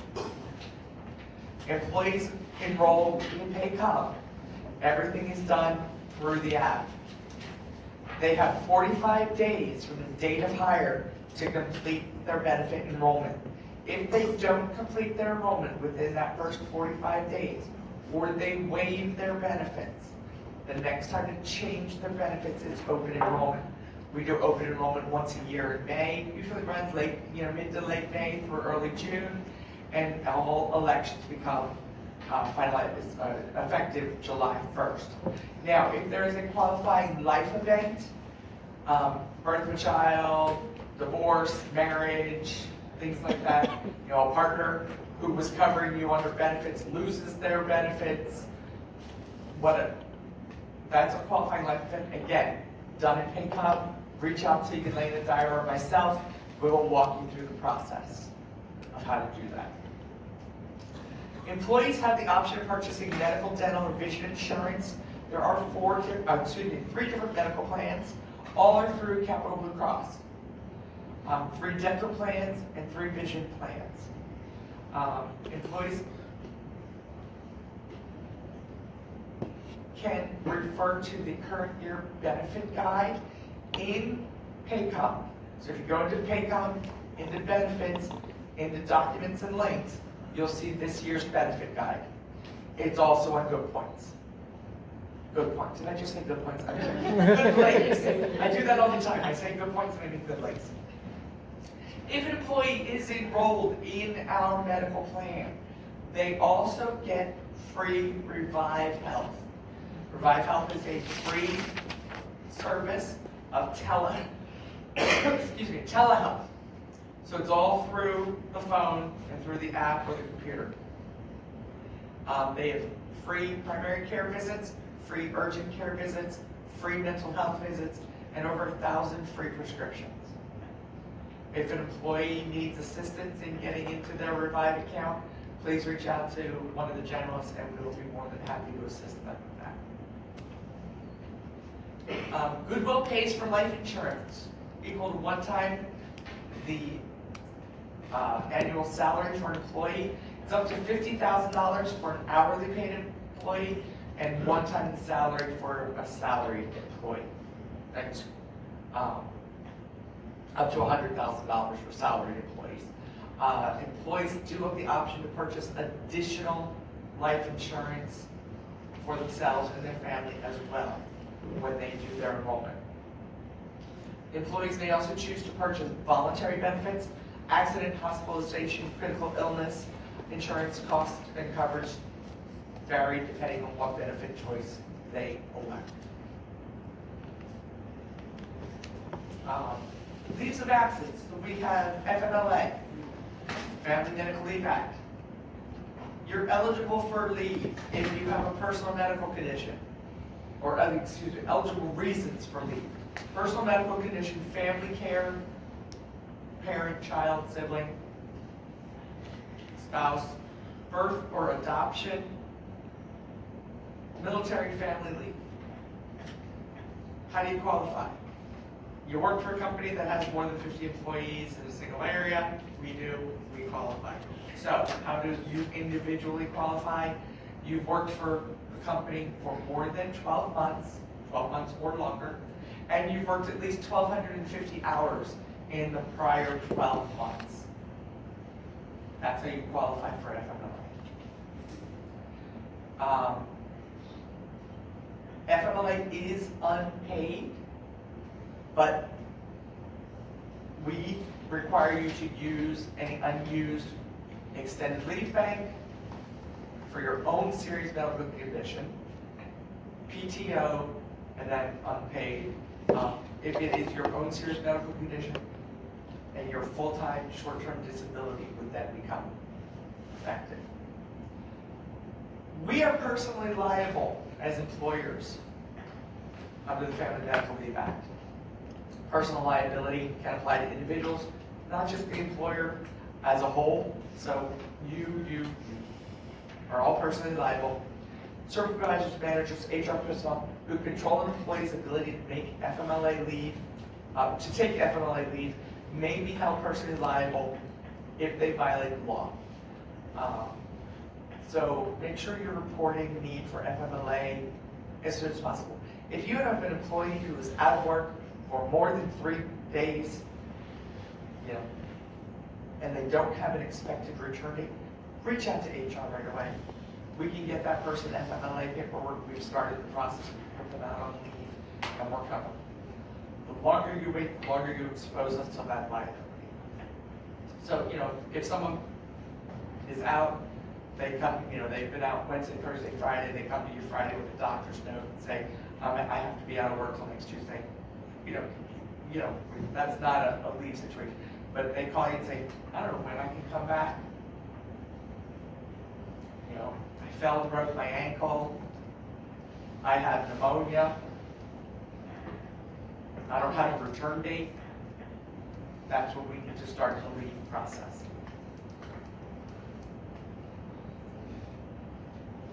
Personal leave of absence. So if a person doesn't qualify for FMLA or it's not an FMLA reason, we do offer personal leaves of absence. So we have a non-medical personal leave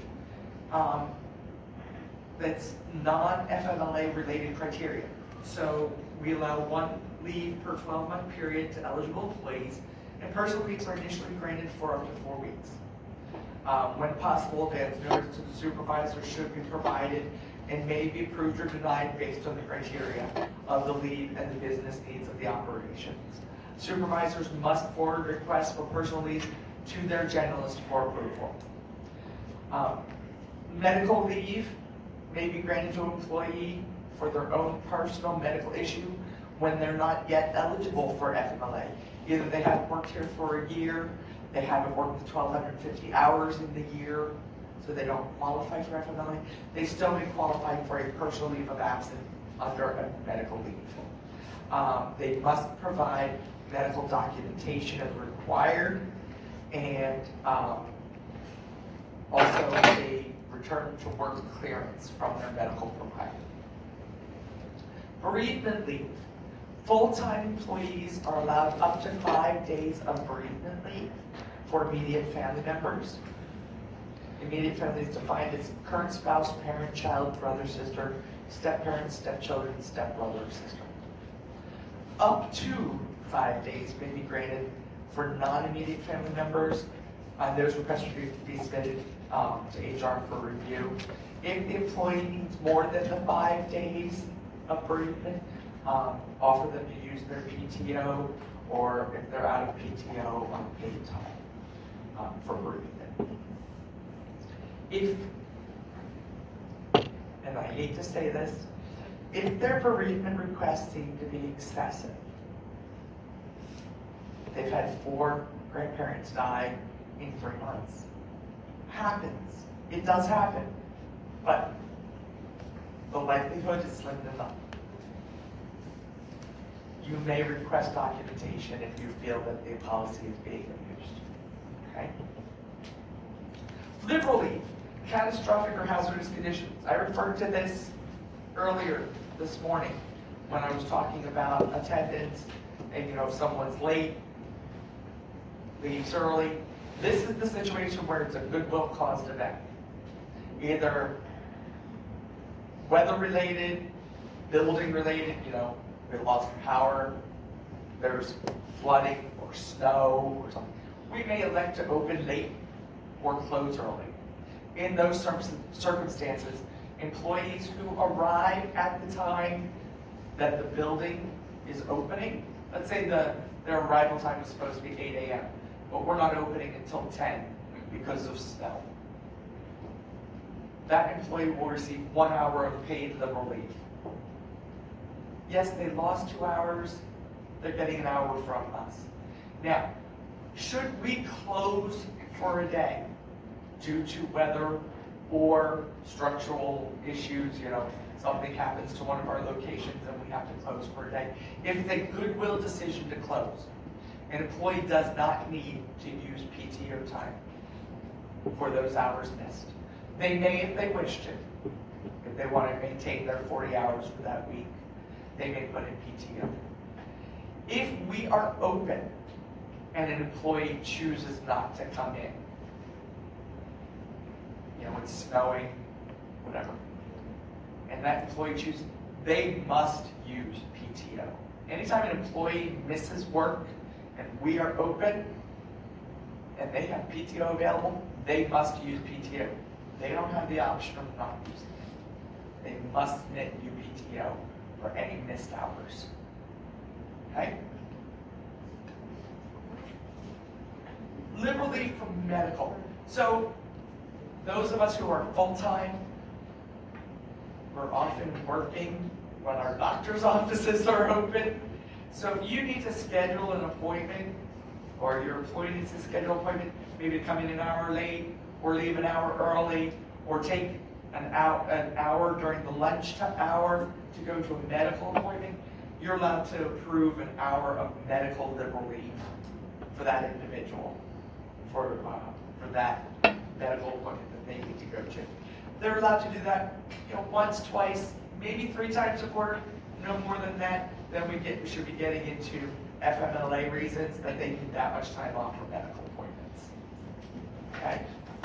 Jury duty. Full-time employees are eligible for jury duty and court appearances and can put that into pay comp. They are allowed up to 10 working days of leave for jury duty.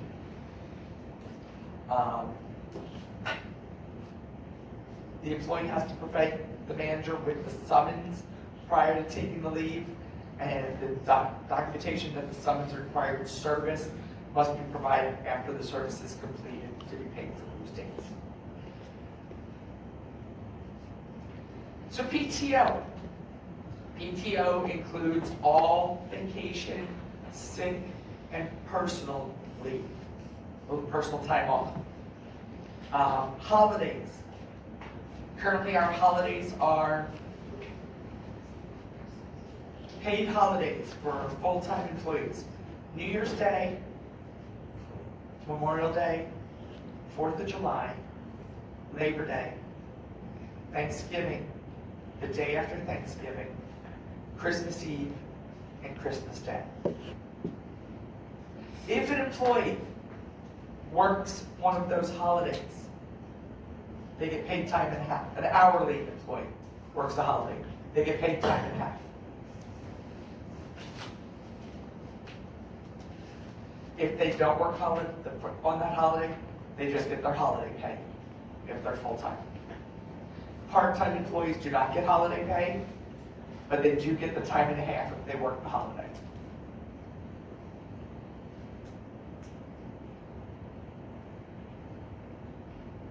Any questions around that so far? EAP. We offer a great EAP program. So between Revive, if they're full-time and they have our medical training, they have free Revive. They have 12 free mental health visits a year for Revive. We also have our EAP program through Mazzini and Sullivan. That is for all full-time and part-time employees and their families. They get 4 free counseling sessions every year. You can find the EAP full flyer and information in the benefit guide. And I believe there's a flyer on Good Links as well. If an employee needs assistance, you can give them the 1-800 number. I'll give that to you now. It's 800-543-5080.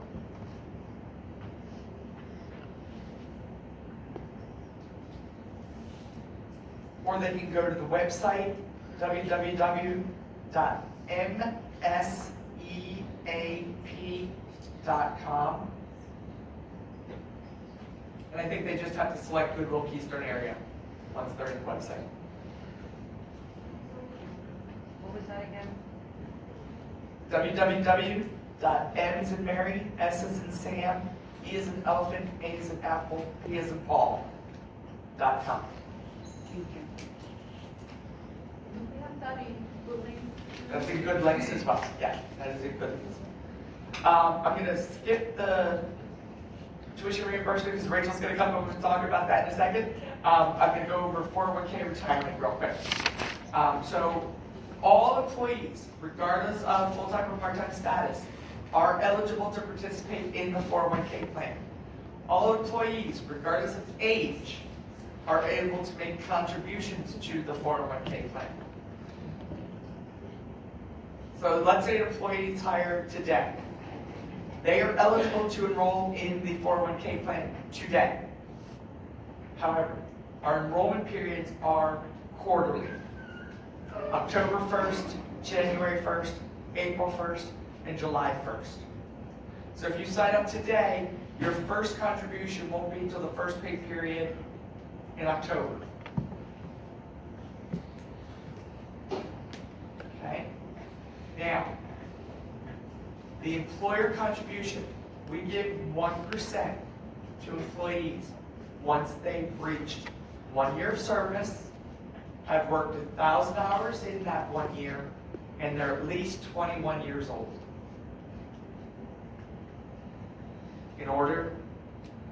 So that happens the July 1st or January 1st after their date 1 year anniversary.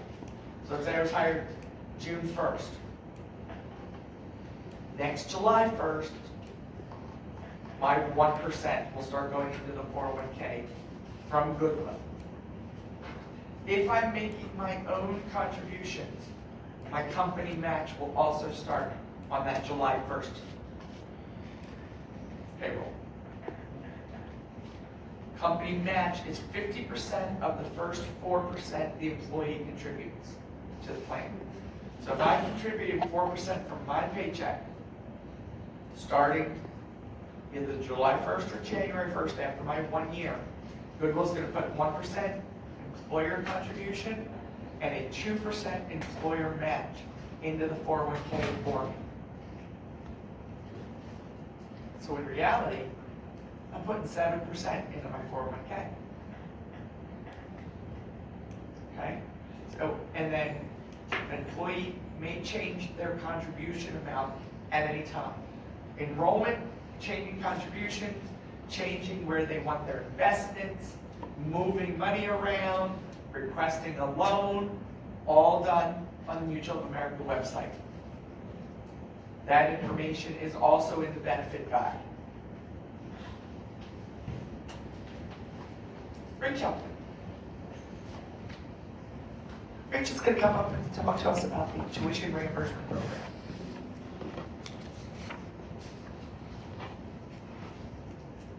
Okay, so tuition reimbursement, when you hear this, you're probably thinking about college. If you have college students at your locations, this is a benefit that they can take advantage of. But one of the things that is really cool about this benefit is it is very wide open. So at many employers, you need to take classes that are related to your job. With our tuition reimbursement benefit, you can take classes that work for you and your goals. So it could be a college class. If you are someone who has wanted to learn how to paint, or you wanted to become like a personal trainer, you have like a personal thing you want to pursue, you can use this benefit to pay for that as well. And if you have some sort of career that you think you might want to change to someday, we have someone right now who is using this program because they want to become a nail tech. They want to learn how to do nails. So they are able to use this program to go and pay for the whole program that they are going to be doing. So this is a really great conversation piece to just talk to your team about what are the classes that they might take if it was something that they could get paid back for.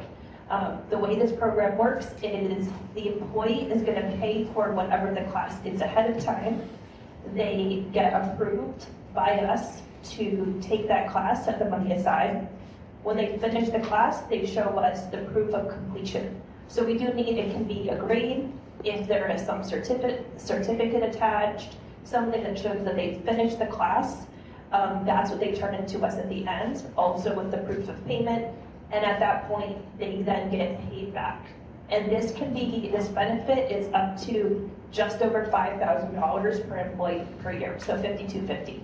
And this is something that can really make a big difference for people. We had a college student who used it through all 4 years at their college. And so they got paid out around $20,000 towards their degree over their time with us. So it's something that I think that there are probably employees that we have that are taking some sort of class that would qualify and they don't know about this program. So I really encourage you to bring it up at a team meeting, let them know that this exists. And it's something also where if they have questions about how to apply, if they are not sure if their class would qualify or not, they can always reach out to me. I'll talk through it with them and give them some guidance about how to choose a class that we would be able to approve. So yeah, I know I just threw a lot of information at you. Do any of you have questions about like maybe a class that's in the back of your mind? You're like, could we approve this? Any questions about it? Okay, I don't know if change you this. said it. Yeah. And apologize if you did. It's full-time or part-time? It's full-time or part-time, as long as they've been with the company for 90 days, they can take advantage. And when they apply, we do a corrective action check.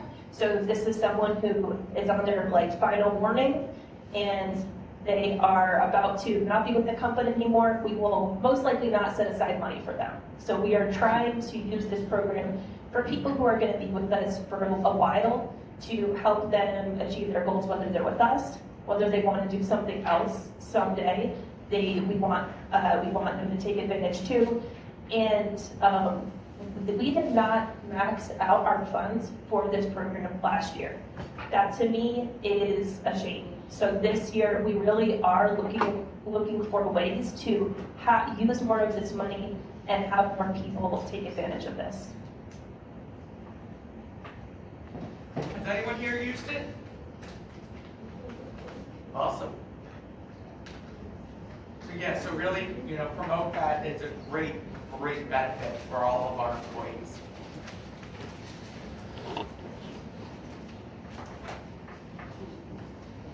So last but certainly not least is our performance appraisals, and so our wage and salary administration. Performance appraisals. Performance evaluations are really kind of important. They let you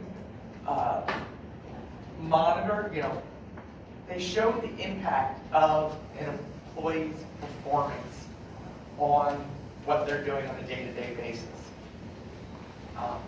So why do we do them? It's to assess an employee's strengths and areas of improvement. It helps managers provide targeted feedback to an employee and development opportunities like trainings, mentorships, IDPs. And it helps an employee grow in their role or grow in the company as a whole. It provides recognition and motivation, goal setting and alignment with organizational goals, and succession planning. Do you have someone who's a sales associate, but you think they're going to make a great store manager someday because of their work ethic and their performance and their attitude and their dedication to mission? Well, we want to make sure that we're setting that person up for success. And the performance appraisal process works into that. Compensation, performance evaluations are often tied into compensation decisions, raises, bonuses, promotions.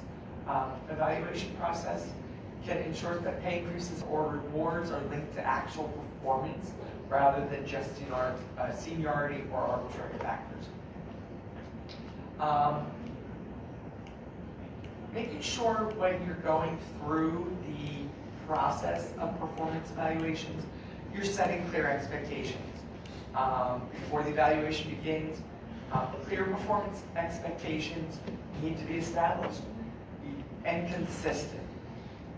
So make sure that, you know, if Jane has these goals and she's a merchandise processor sorting wares, then John has the same goals because he's a merchandise processor sorting wares.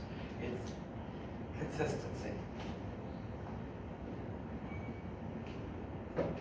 Employees need to know what success looks like in their role.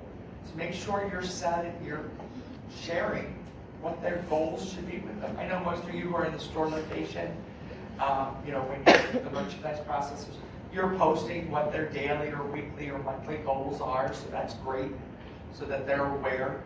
When you're working with individuals in administration or in a non-processing role, you're making sure you're setting clear goals, clear expectations of that individual in regards to their job description. Make sure you're providing ongoing feedback. Let the employee do a self-assessment. You know, we don't like to do a self-assessment. It's important to write a self-assessment because if I'm way over here as an employee and my manager's way over here, there's a disconnect, and that needs to be rectified. You know, when we do prior to doing the evaluations. Making sure that goals that were set, that you review the achievement of those goals. That's important too. Not just that you set the goals, but did they reach them? Or did they exceed them? Or did they fail to reach them? And was there factors that contributed to them not reaching those goals? So you want to provide that feedback. Make sure you have a proper feedback discussion around performance.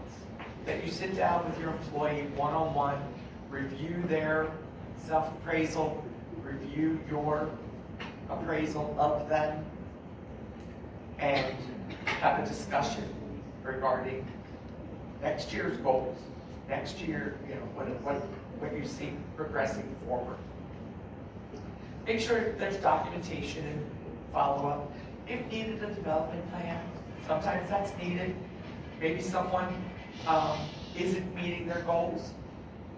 Maybe someone is looking to move in a different direction, so they need that development plan for that reason.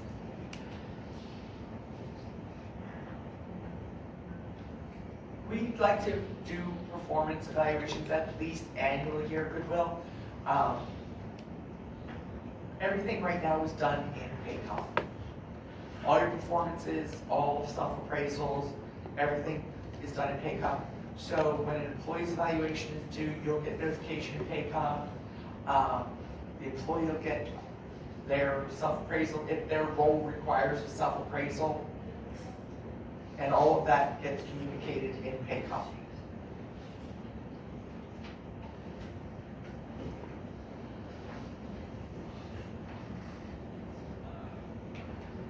Okay, merit increases. As part of the budget process, a memo will be sent out to all management staff on percentages for merit increases if your role is based on merit. So currently, if you have a below standard, there's no merit. That exceeds standards receives, and I'm not going to go into exact percentage, but it's below, exceeds, below, meets, exceeds, and superior. For DGR, so that's all the stores, Shop Goodwill, transportation. You are currently based on an annual wage increase formula. So on a set date each year, a base wage change occurs. And that will impact all hourly employees. The salaried employees, customer service managers, production managers, store managers, are production managers and customer service managers, again, are on that annual wage-based increase scale. Store managers are based on store revenue. Okay?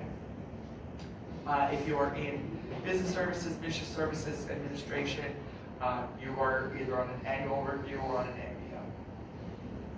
Okay?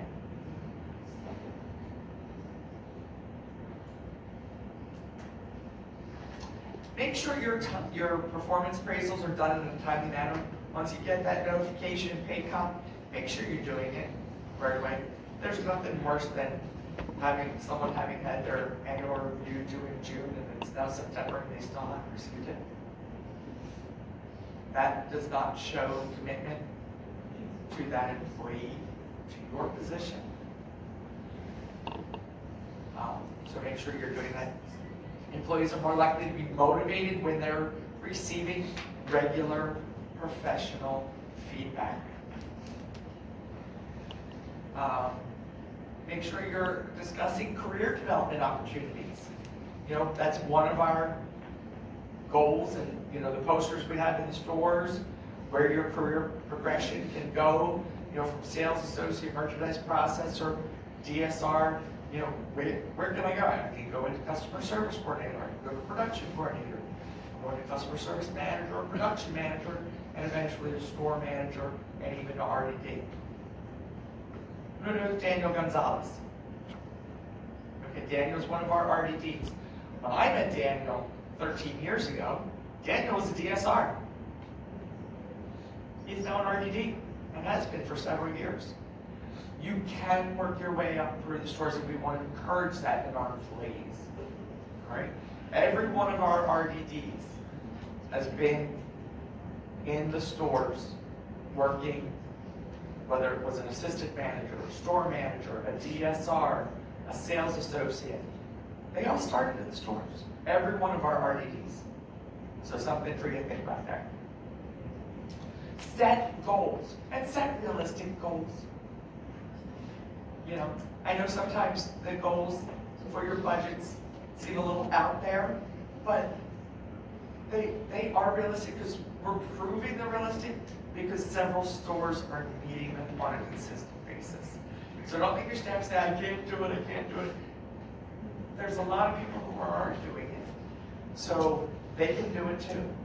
Now yes, there's going to be times when donations are off or product is good, or those situations are one-offs, but consistently set realistic goals and expect employees to meet those goals. And make sure that everything is completed in Paycom. The completion process is all outlined in the Show Me How. Have you all seen the I Want in Paycom? Yes. Isn't it great? Yes. I love it. I go, I want to do this, and it takes me there. I want to do that, it takes me there. So if you have problems or you need help, try that. And then if you need additional assistance, come to one of your generalists, and we'll be more than happy to help you. That's the end of the training. So Rachel showing us about an upcoming employee engagement survey. But before we get to Rachel, does anyone have any questions on the material that we have covered today? It's kind of a little bit of a different question, but when I had first started here, Heidi, I was a customer service manager, and we had two of them that were in the store at the time. So you had mentioned about the requisitions and not being able to see stuff. It was exactly the same way back then, but as a customer service manager, I could still see every employee. Right. Starting July 1st, that changed. Is that going to go back? Yeah. Is there a reason for that? Because your role changed. So customer service managers and production managers did not have individuals reporting directly to them. Mm-hmm. Everyone reported to the store manager. So now, if there's a customer service manager and a production manager at a location, all sales associates report to the customer service manager, all merchandise processors and DSRs report to the production manager. Leadership reports to the store manager. If a customer service manager or a production manager is missing, those individuals that would have reported to that individual will then report up to the store manager. Yes. What if there is no production manager and no store manager at a location? It reports to the RDD. Okay. So the DSRs, do they report directly to the store manager or to the production manager? To the production manager, if there is one. If there's not a production manager, they report to the store manager. So let's say you have I'm going to give you I'm going to use Shillington as an example. Shillington has 2 customer service managers right now, no production manager. All the merchandise processors and all the DSR report to Jolly. All the sales associates report to Lisa and Jeff. Okay? So you can only see those individuals who are funneled to you through your role. That's, yes.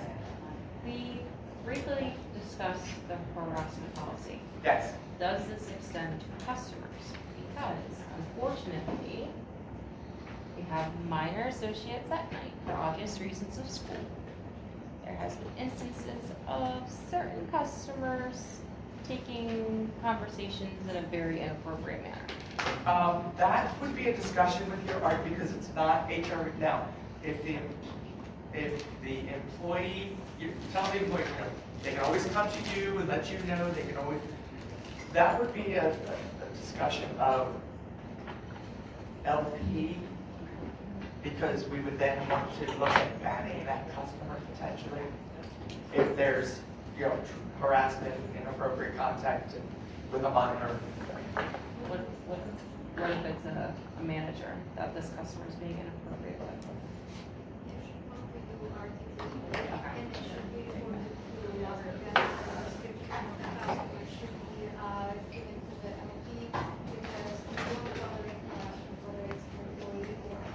Or vendors. It can done a bit differently, but it's still Anything else? Yes. Going back to the break times, when you're saying the 2:15s and then 30 for 7 hours or more, is that a mandatory 2:15s or is there an option that the store is allowed to only get 1:15 and a 30? That's up to the store manager as long as it's consistent across all employees. the 15 minutes breaks are not an obligation. It's more like a fact that there's a decision for someone to see that is periodically followed by law is considered even lunch, depending on the hours worked. No, that's not by law. That's only by age. Age. But so anyone under 18 must receive a 30-minute lunch at or before 5 hours work. So that's mandatory. That is mandatory. No other breaks are mandatory. Not So by, if you work those 8 hours, you have to have that break. no, only if you are a minor under 18. The reason I'm asking is because you see how the merchandise processors are, and they work their shift. Well, they'll take the break, like they'll take probably their 15 twice, but don't clock out for the 30. That's fine. Okay, that's what I'm. As long as you're scheduling it that way. So you're scheduling them 7:30 to 3:30 with no lunch break. You're not scheduling them 7:30 to 4 because that would give them overtime. That's why I asked. Yes. So if their start time is 7:30, their end time is 3:30 if they're not taking the half-hour lunch. Okay. We have several locations that do schedule it like that, and that's on an individual employee manager basis. What if they want to work without 15s or nothing? Is that allowed? That's, they can. They do not have to take a break if they don't want to. Now, the 15 doesn't reduce their hours worked for the day. They still must put in 8 hours for the day. Oh, I'm sorry, go ahead. If like the work permits it, is there any way that not that we can stop them from taking their 15s, but if there is work that has to be done? You can say we can't afford, work needs come as priority.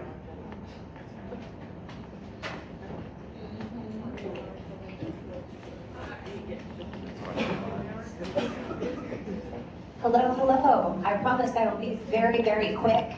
I know I'm the last thing standing between your ride home.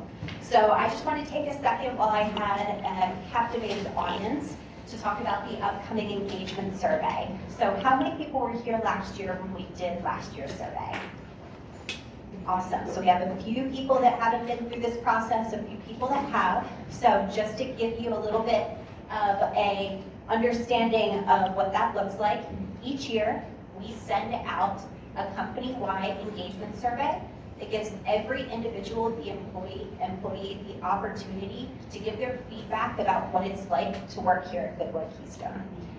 And one thing that we like to do during the survey period is really promote for every single one of our employees to take it, because it's the best way for us to understand what you guys are thinking and to make changes based on what you want to see. I can say that I know our CEO reads every single comment that gets put in that survey and is actively looking for suggestions and ways to change. I'm the person that runs the survey. I also personally read every single comment that comes through each year. Your comments are being read. Your feedback is what drives the change to move forward in our future years. So, just a few things to keep in mind. We are going to have some talking points for managers. So as you're having your team meetings and your one-on-ones, we have some talking points to help you socialize the survey to your teams. So some of those talking points include that the survey leads to action. So on here you can see a few action items, if you have really good eyes, of some things that have taken part as a result of last year's survey. Just to call out a few of them, one of the items that we saw once for creating updates with was feedback and recognition. So we gave you guys a new and improved Good Points program this year. We also updated our learning and development growth opportunities. We rolled out IDPs, or individual development plans, which is something that we've seen a few people taking advantage of. In terms of communication, we are going to be soon updating your monthly meeting binders, which I know the store managers are very excited about, to make sure that we can share messages more effectively throughout the company. We also updated our quarterly newsletter, which we call Good Things, so that we can share more information throughout the company as well. So we read the surveys, we see what you guys want changed, and we make changes as a result. 2, trust matters. So whenever I go to stores, the number one thing that I typically hear from employees that don't want to take the survey is they don't trust it. They think that whatever they put in there is going to get tracked back to their name. I can tell you that that is not the case. Even though you get a link to your email, or if you choose to use the QR code, you do have to put in your badge number, which is the number used to clock in. That is strictly to make sure that only each individual can take the survey one time. Because if we just put down an open link, anyone can take it as many times as they want. So that allows us to only have each individual take the survey once, but there is no way to track back what an individual employee said. So that is something that you guys can really say to help promote the survey. It is anonymous. The store managers are not going to be able to see what you said on there. What they will be able to see, and it's typically not available for store managers, but what leadership is able to see when they look at comments is an AI summary of what all the comments said for a specific location, instead of being able to drill into every individual comment. Those individual comments are typically only read by the people that run the survey and our CEO, the upper senior leadership. It's also quick and easy. So it takes about 5 minutes to complete. If you want to give more detail and you just love to give notes, it's something that you can add a lot of information in there. So those are just some talking points that you can use to promote it to your teams. We're also going to be giving you flyers for your break rooms.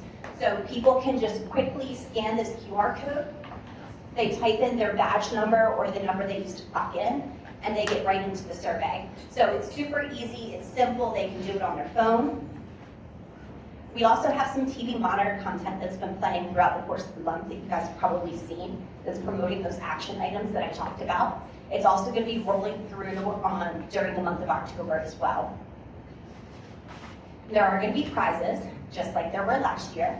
So because we truly want to encourage our teams to participate, we do have some prizes for participation. So any team or store that gets 85% participation or more will get a pizza lunch and ice cream.